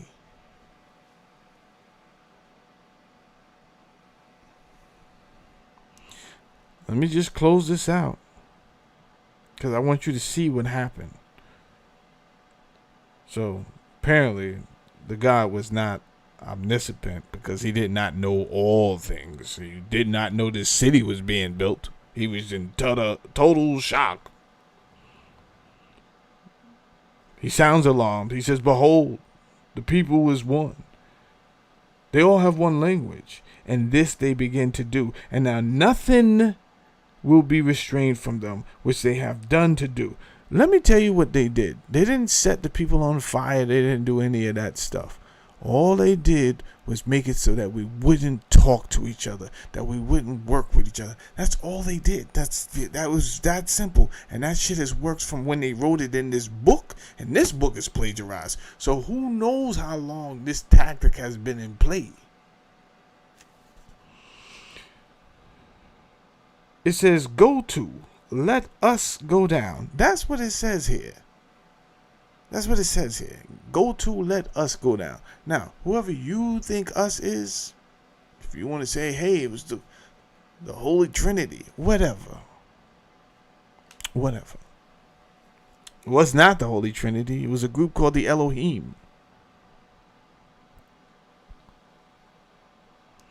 Anyway, one of them, who allegedly was in this Elohim, says, "Let us go down there and confound their language, that they may not understand one another's speech." Boom. That is simple. That's why they don't want us working with each other. Because we are weak when we don't work with each other. You want to look at the phenotype. You want to say, "Oh, yeah, but you're black and they tell me you're an animal. Yeah, but you're white and they tell me you're a fucking piece of shit." I'm telling you, this is how they will prefer the perception of the two amongst you two. And they work diligently and hard. They have these things called think tanks that work diligently and hard. So they're going to come to you and say, "Well, we have the science that tells us that the white man is better than the black man." If you go back to the beginning of this science, it's bullshit. It's based on simple, stupid shit like the shape of your skull. And I got people in the science community tell, "No, you gotta follow Darwin, man. That's where it all starts, baby. With Darwin."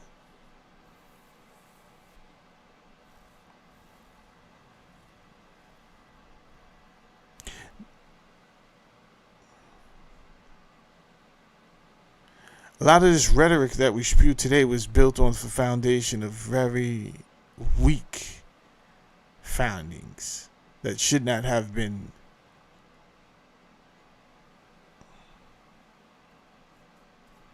exaggerated to mean anything more than what was presented.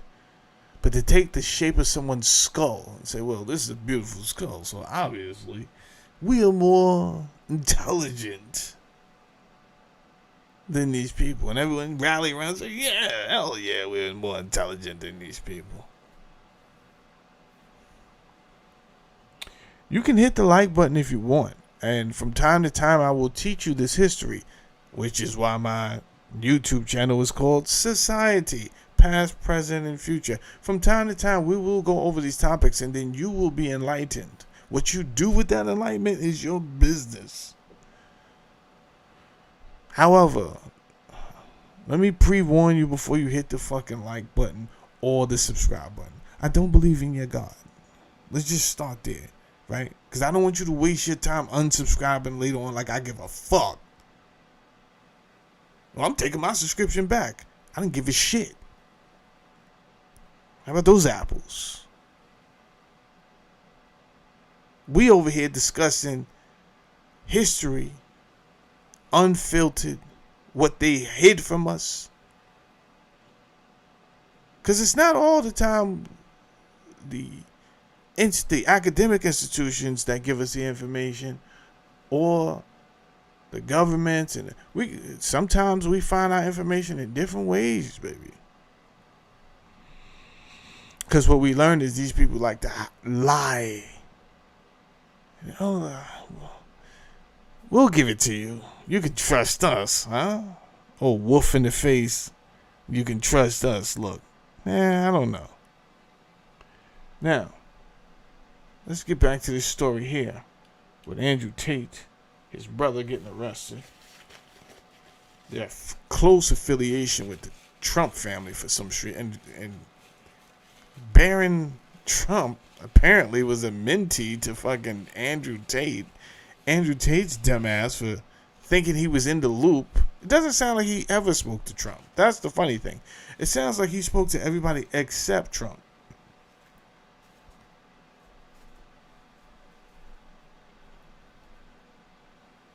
Trump doesn't move like that. He's a sly fox. I don't think he would get himself caught up with you. Huh? On a one-on-one basis. I don't think he was going to, especially if his son brought you to the table, fucking Barron.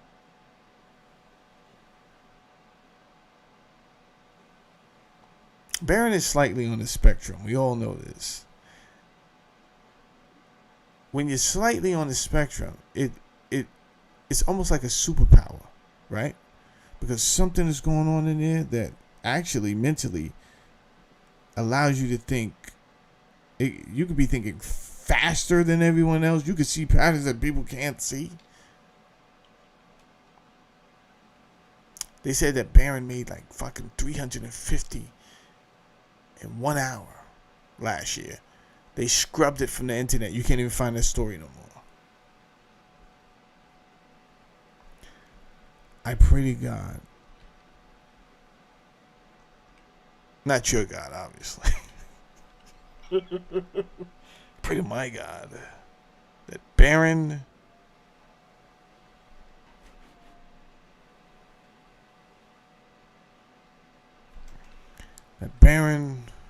doesn't turn out 100 times worse than Trump, but it is going in that direction, ladies and gentlemen. I see it in his face. Like, he's not a good person, in my opinion, just from what I can tell from reading the room, right? He may turn out to be worse than Trump. And if your mentor is Andrew Tate, God help us all. Relationships with Donald Trump Jr. and his younger brother Barron, as we heard earlier on in the video. Spoke to Barron after the incident. And so he spoke to Barron, this is about a year or two back, after being originally investigated. What is happening here? Like father, like son, both Barron Trump and Donald Trump want to help cover up for sex trafficking pimps and weirdos.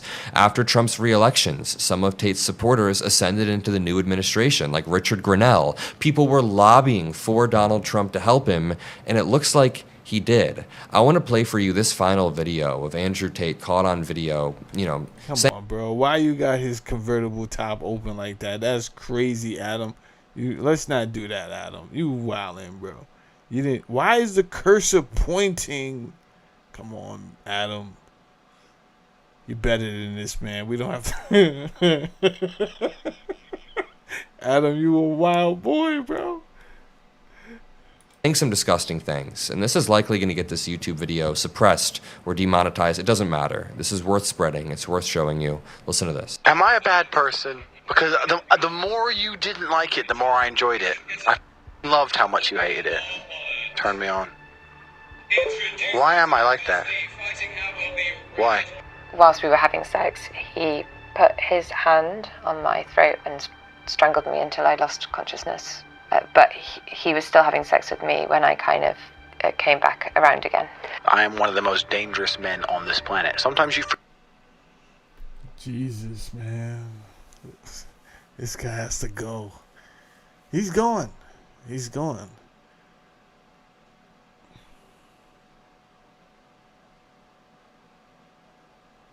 This is crazy. Did Roby left for the dentist?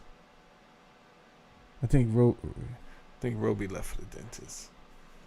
Forget exactly how lucky you were to get by me. All right, that's enough. This dude is clearly an ego narcissist, and I'm glad that he has been arrested. You know what's interesting? I found this clip of Donald Trump meeting with the United Kingdom Prime Minister Keir Starmer about a year back and talking to him, and then he gets asked about the Tate brothers in this clip. Thank you. Thank you. Thank you. I'm going to keep that one. You're going to keep that one. President Trump, Andrew and Tristan Tate landed in Florida today on a private jet after being released from custody in Romania. They are accused rapists, human traffickers, not thought of as good people in many circles. Did your administration pressure the Romanian government to release them, and if so, why? I know nothing about that. I don't know. You're saying he's on a plane right now? He's back. They already did. Yeah, I just know nothing about it. We'll check. How can that be? And maybe he didn't know anything. I don't know, though. I don't know. If the Trump administration, if you were speaking to the Trump administration this entire time,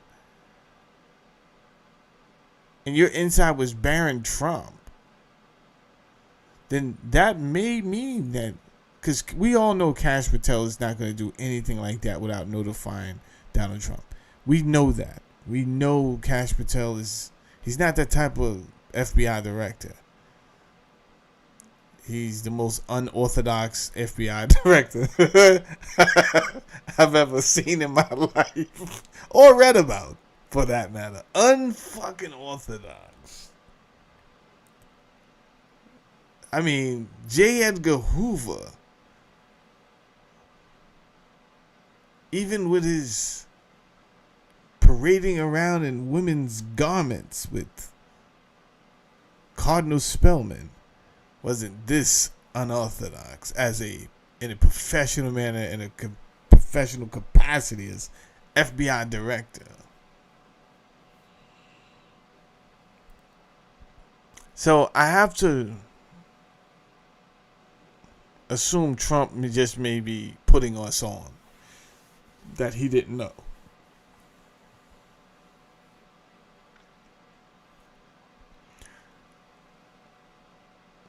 I think there may be some fighting amongst him and his son. Why'd you get Tristan? Why'd you get Tate arrested? You know he's my friend. Listen, I've told you for years, this guy's a bad guy to hang out with. Not because he's a pedophile. Because it's sloppy work. He's getting caught here. Have I ever gotten caught? Huh? If you want to know the ways, son, I'll teach you. What are you going to him for? I can show you this. I've been doing this since the 70s. God damn it. My work is clean. You're going to this guy. He's wanted, for God's sake. I think this was a fight over Barron. Who can put Barron back? Who can teach him more to be a predator on this earth? This was all about Barron. Jealousy. I will show you. I'll show you boys. I'll show you a girl. What do you want? Check it out. We'll let you know. Just like Donald Trump knows nothing about the pardons he signed for CZ, the founder of Binance, like he knows nothing about the 3,000 stocks trades that have been made in his name since the beginning of this year, perfectly lining up with certain announcements that he makes on his Truth Social. It's Yes. That's what I'm talking about, Adam. They scrubbed that from the internet. Why would you scrub it? We know it was scrubbed because we can't find it. It'd be one thing to say, yo, that was a rumor. Barron never made 350 in 1 hour. That's all right. Leave it up there. Why scrub the internet, though? You scrub the internet because he has a firm and it's going to look bad on his firm. So there could be some truth there. But you're right, Adam. all despicable. It's very clearly coordinated, and I'm going to leave it there. If you appreciate these videos, drop a like, subscribe to the Adam Mockler feed. We live and breathe on independent media all day, every day, and we can't do it without y'all. So subscribe below. I love you all. Peace out. All right, well. Live from New York City for our audience worldwide, Bloomberg's The Fed Decides starts right now. This is a special edition of Bloomberg Survey. No, it's not. We're not doing that. All right, people. I think that's going to be my show for today, and it is exactly 2 hours. I'm not going to really stretch it out. I thank everybody for coming through. Since I got 80 people in here right now, what I'm going to do is I'm going to leave with this. We're going to go back over this real quick, and then I will leave the show. So let me just show you this one more time, because some people came in late, right? I'm going to just, this is not me. This is Nicole Minute put this up. I'm not saying this is true. I'm just reading you a tweet that Nicole Minute put up. It says, according to the blog post from January 2019, Michael Cohen may be able to confirm Trump's sexual affinity for children. Please keep in mind that a guilty party, especially a wealthy one, settles out of court 100% of the time for a reason, right?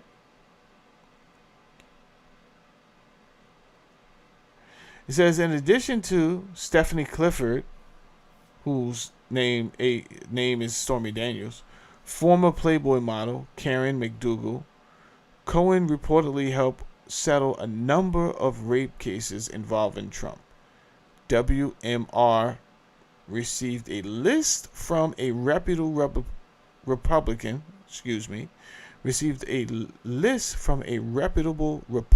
source of these settlement claims, all of which involve male and female minors. Now I'm going to read this, but I'm not saying it's true. I'm telling you what Nicole Minute said.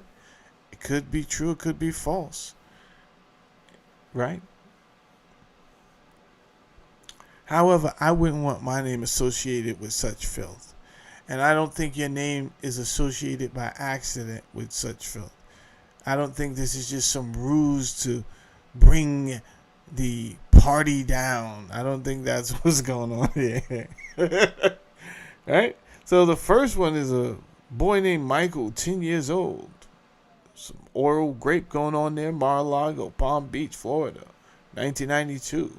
They said Trump paid out $3 million to settle. Second one was a person named Kelly Fura, 12 years old, $1 million settlement. Paid in 1989, allegations of forced intercourse, Trump Towers. Third one was Charles Bacon, 11-year-old, $3 million payout, allegations of oral and anal intercourse. These are the worst allegations for your name, for your brand to be associated with, and there's documented photos of you running around partying with the world's worst pedophile,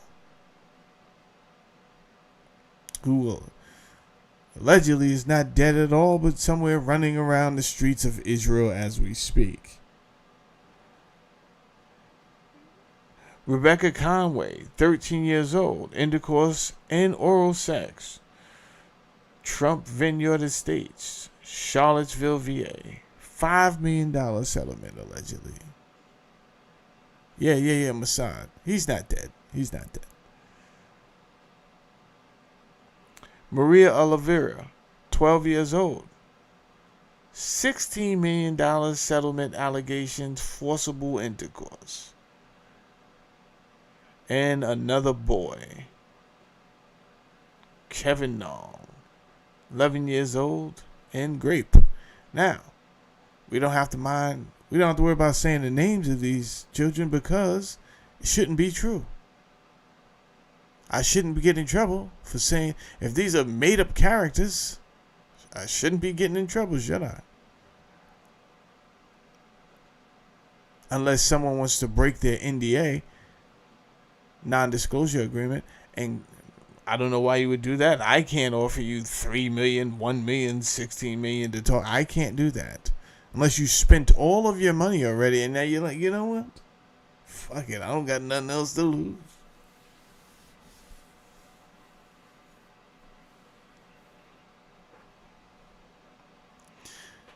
But I don't think, given your track record, we're going to believe that this didn't happen. Right?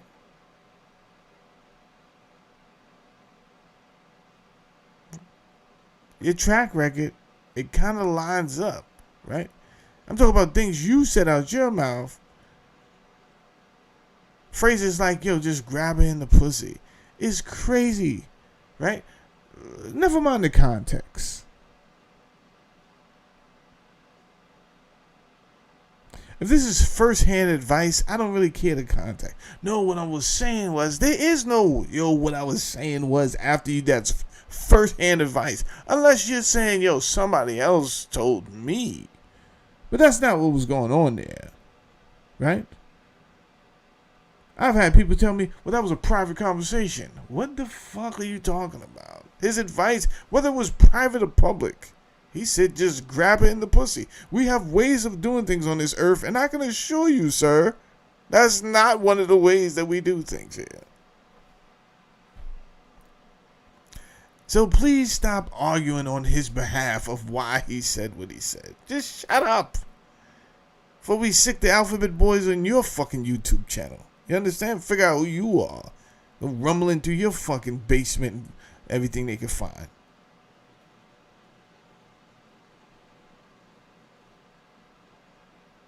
It's crazy.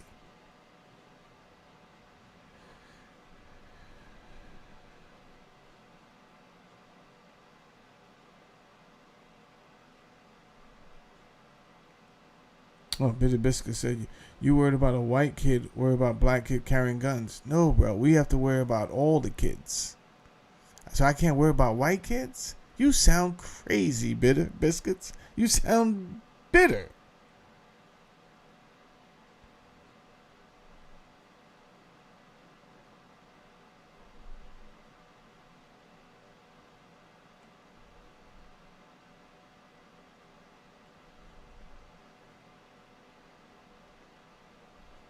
Sad, man.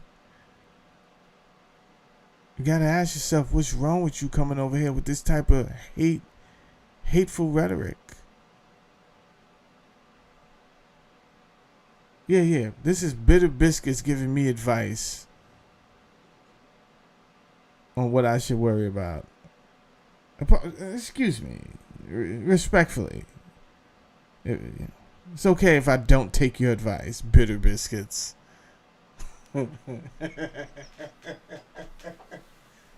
Stop worried about white kids. Why?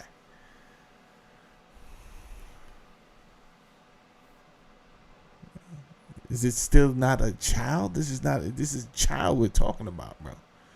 So it's okay to fuck up a person's life because they're white and I'm black speaking on it? Not on my watch, bitch. Not on my watch, you stupid ass. Matter of fact, let's get him the fuck up out of here for the lifetime. Where you at? Where you at, Bitter Biscuits? We're gonna hunt you down and get you the fuck up out of here. There you go. I found you. You're no longer allowed over here. This motherfucker wants. He doesn't mind white kids getting tortured. Get you up out of here, asshole.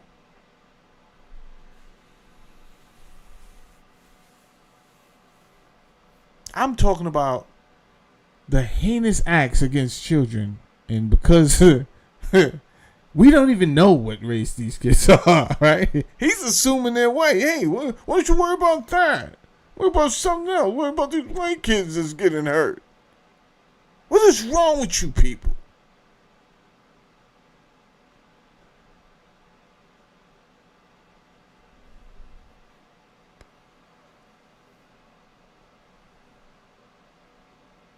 Crazy. Yeah, I want to give a shout out to Uncle Andy who's in the building. Give a shout out to Winter. They didn't sabotage her today. What up, Winter? Usually they don't tell her when we're on, so she can't figure out. Get over here and do what she do. Shout out to Little Foots. He was in the building early.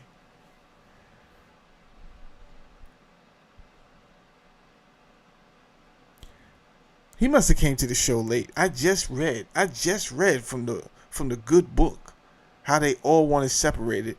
He gets up here and says, "Don't worry about our white kids that's getting touched on. Worried about something else. Over my dead body, you jackass. Over my fucking dead body. We will worry about all of the children. How about that? That was the instructions of your Lord Jesus Christ. Suffer the little children. It's not even my Lord. It's your Lord. I'm fucking following his instructions for you, you jackass. Suffer the little children." All right, that's my show. I'm gonna get up out of here. Go eat some food.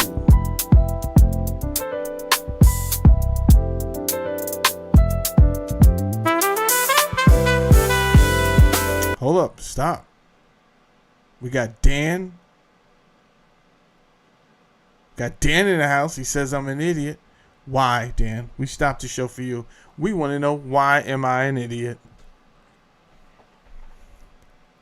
Oh, I would love to know, Dan. Please don't chicken shit out on us now, man.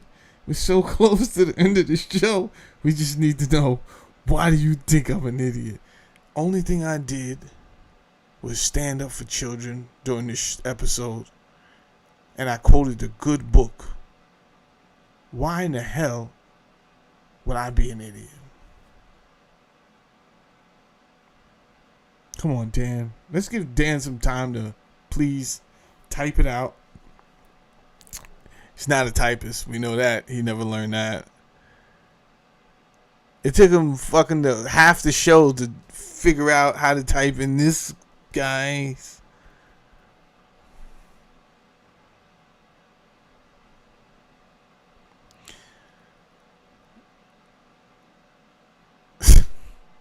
Listen, everybody, I did a jazz album, a funky jazz album. Fuck what Dan's talking about. I did a funky jazz album, right? I'm going to play it on the outro. I got a couple things in my outro. Number one, an audiobook of the Rockefeller Medicine Men. You want to read this book. You want to read this book because it shows how Carnegie and Rockefeller shaped the framework of education that we use even today. You need to learn how it was shaped through philanthropy, and then what it was to do after it was created, right? This is our education system, right? It also speaks about the weaponization of philanthropy. So anytime someone gives to a specific group, it's not always with the best intentions. You want to hear this, and you don't have time to read this all the time. So I made an audio book, and the link is in my description, right? So that's one of the links, right? So there should be 3 links down there. The other link is a donation link. You want to give something, you give. If you don't, it's okay. I'm not, contrary to your belief, I have a job. It doesn't look like it, but I do. Thank you. So you want to give a token of appreciation? That's where the link is at. whatever it is. And then the last link should be a link to my funk and jazz album. It's called Funk and Love. I got 25 songs on here. One of them is called Funk and Love. I'm going to play this on the outro.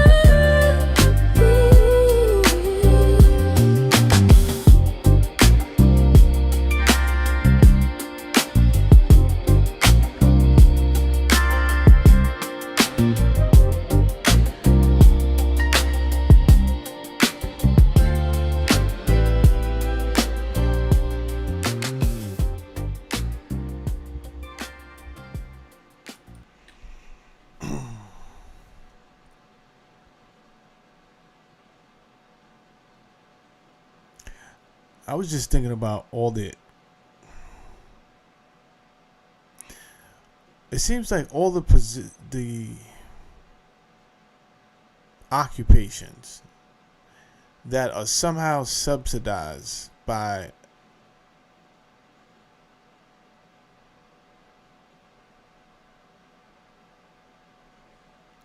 the government borrowing money and placing it in strategically in certain areas. We give out this money through grants, right? Sometimes it's subsidized through legislation.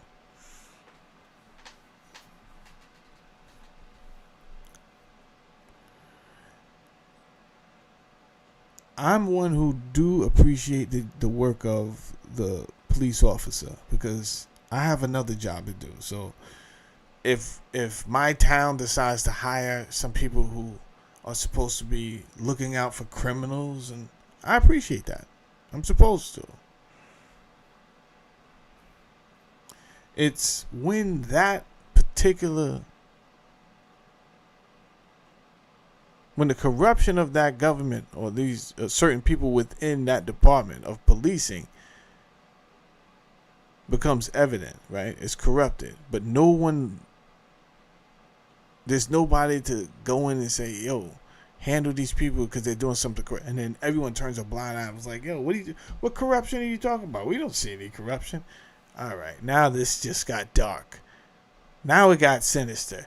And this is why people say fuck the police. Not because, well, some people do hate the police. But then some people, they want police officers there. They appreciate them. But if you don't have the decency to look at your own department and see, okay, there are some corrupt players here, and then do something about it, it's going to tarnish the entire image of what police should stand for, period. So now it becomes us against them, when it was never supposed to be. And I'm telling you this because, again, that federal money that only started in 1964, they gave these local police stations the money with the expectations that, hey, they will follow what we say. We will put them in line, but we will have their back. So then what happens is you create a monster, because now you got people who saying, yo, truly and honestly, I'm protected by the federal government. True, I could do what the fuck I want. And they're way too big to come down here and look at a little case like this. Now, I'm not picking on the police department, but I needed to say that because it's true. And internal affairs, you need to fucking do your fucking job. You don't need to be willy-nilly, all happy-go-lucky and doing favors for people. If you're internal affairs, do your fucking job. Have some decency about yourself, or don't take the job. You're there to root out corruption.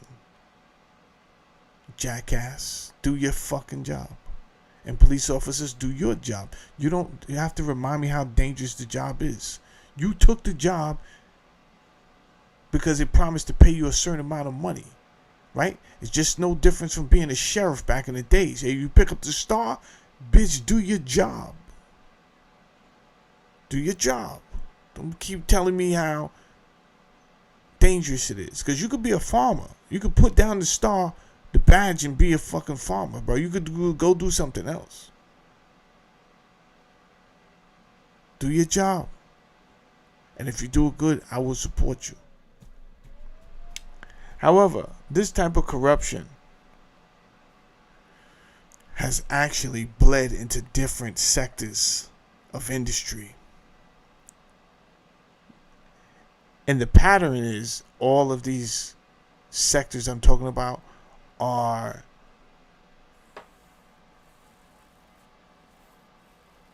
subsidized through American money.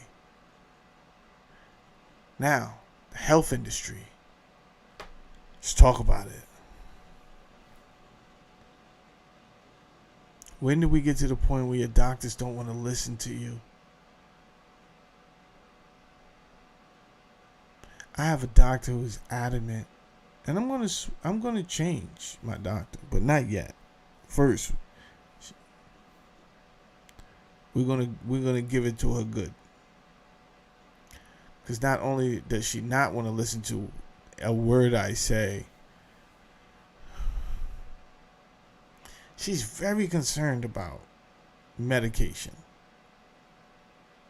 It's all about medication. I don't think she's listening to a word I say. It's just more, it's all about fucking medication.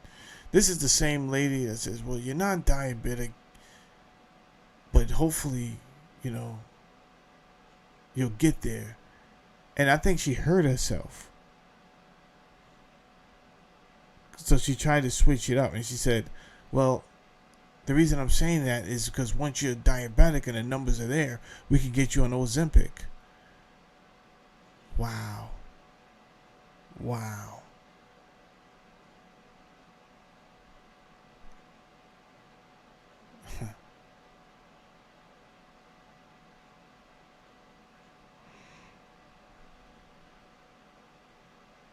So anyway,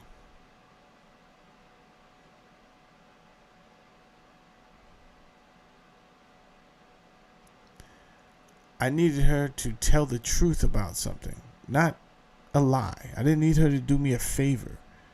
I don't need a favor. You sent me for a test. The test came back. It had findings in there. I need you to send that to my job. She said, I'm not sending it to your job because that wasn't the primary diagnosis. Yo, you didn't even have a fucking diagnosis. That's number one. You don't have any diagnosis at all. But, ladies and gentlemen, what I'm talking to you about is some type of industry that looks like it's in our best interest, that apparently these people are making money hand over fist on, and I think it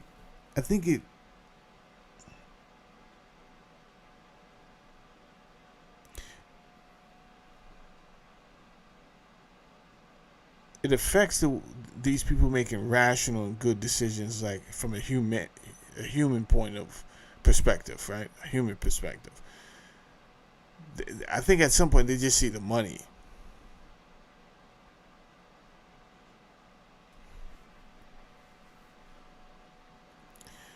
What I want to tell you is this. I want to share. I'm not sharing, obviously, all my business with you, but I will share this. The one thing you have on your side right now is artificial intelligence. There's things I've been fighting that I would have never been able to fight on my own thanks to artificial intelligence.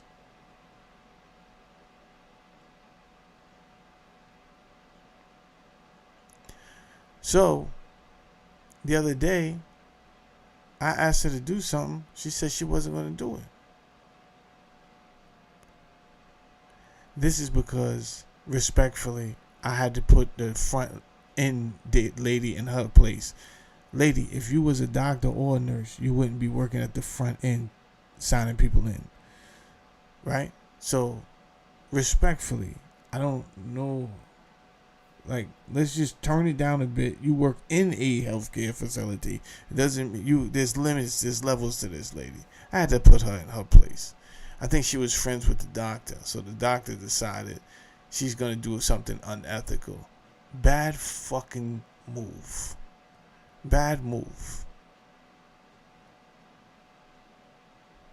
Imagine working that hard only to be taken down in the last years right before retirement because your ego and pride. And that's what it will be. But really in my head I said, what makes you think you're that powerful? What makes her think that she's that powerful is because the pharmaceutical industry and the healthcare industry is extremely powerful. That's what makes her think that she's that powerful.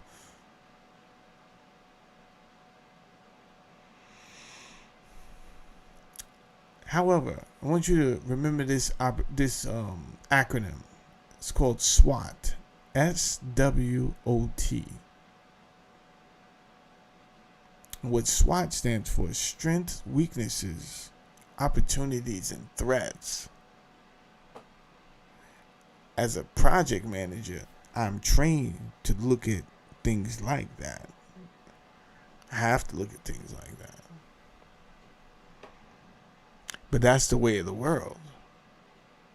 So this is what makes things balanced, right? So whereas on this side, this industry becomes so brazen that they want to do anything, there's going to be a group of people, a group of professionals that are looking for an opportunity. Not that they really care about you, but there is an opportunity for them to take advantage of over there in representing you. You understand? Sort of like an ambulance chaser. I'll take it. AI has taught me how to communicate, leaving a paper trail. Our first instinct in these matters is to get upset. We can't articulate ourselves in the legal system or in the healthcare system because they have their own vocabulary and their own jargon. They have their own words, purposely designed so that you won't understand the language.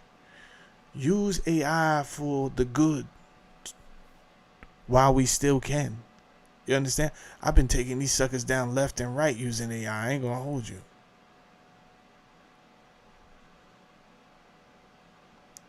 She got upset. AI told me, yo, go in there tomorrow and ask to speak to her office manager. I would have never even thought of that.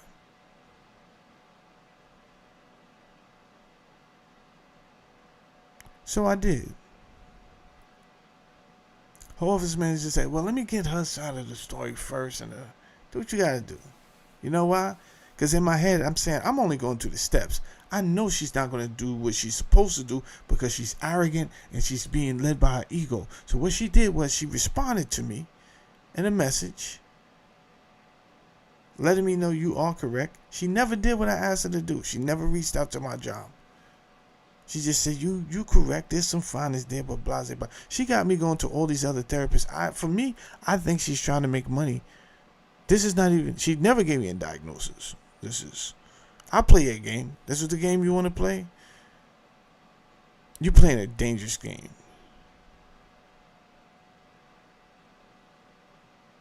For some reason, I think malpractice is going to be involved in it. But you're playing a dangerous game, lady, but I'm going to play it.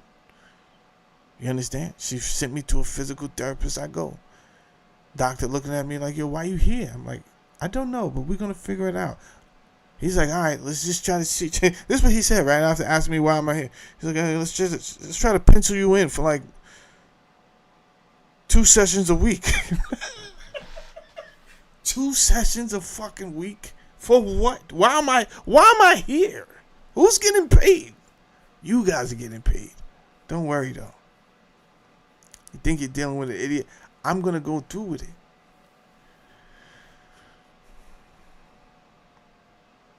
I didn't ask you to do me a favor. I didn't ask you to do a scam for me. I asked you to present what was fucking found to a doctor you sent to me, to my doctor. You don't want to send it? I got you.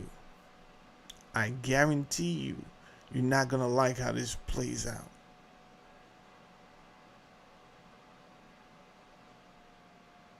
So, in my closing, utilize AI for the right thing. You understand?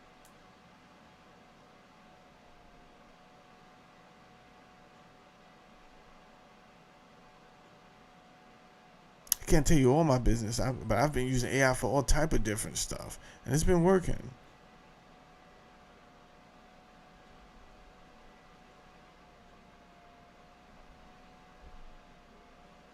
The response be crazy when I give AI the mess. AI says she lying, man. Listen, she's saying this because of this, that, and the third. This is how you respond. I respond like that. I said, "Oh shit, you was right, AI. Yeah. She was not telling the truth." I said, wow.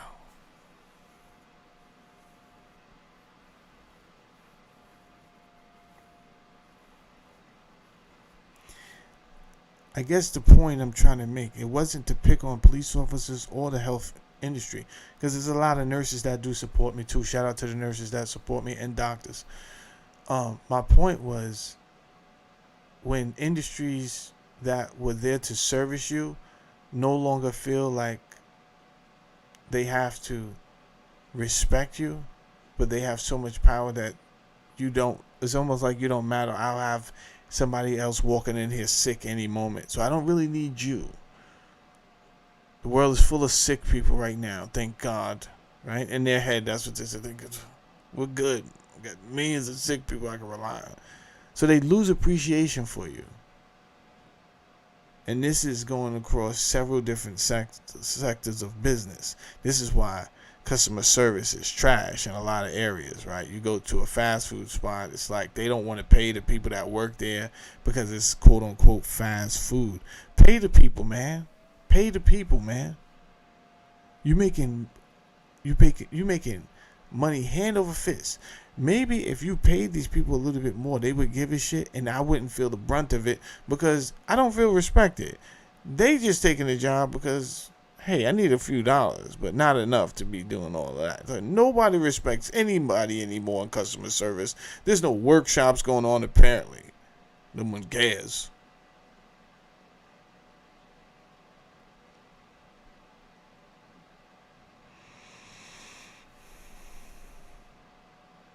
That was a vent, and that's okay. So I'm going to end the show with this last song. It is called Here We Go, Get Stupid. Again, thank you for joining me on today's episode. I'll probably see you tomorrow again.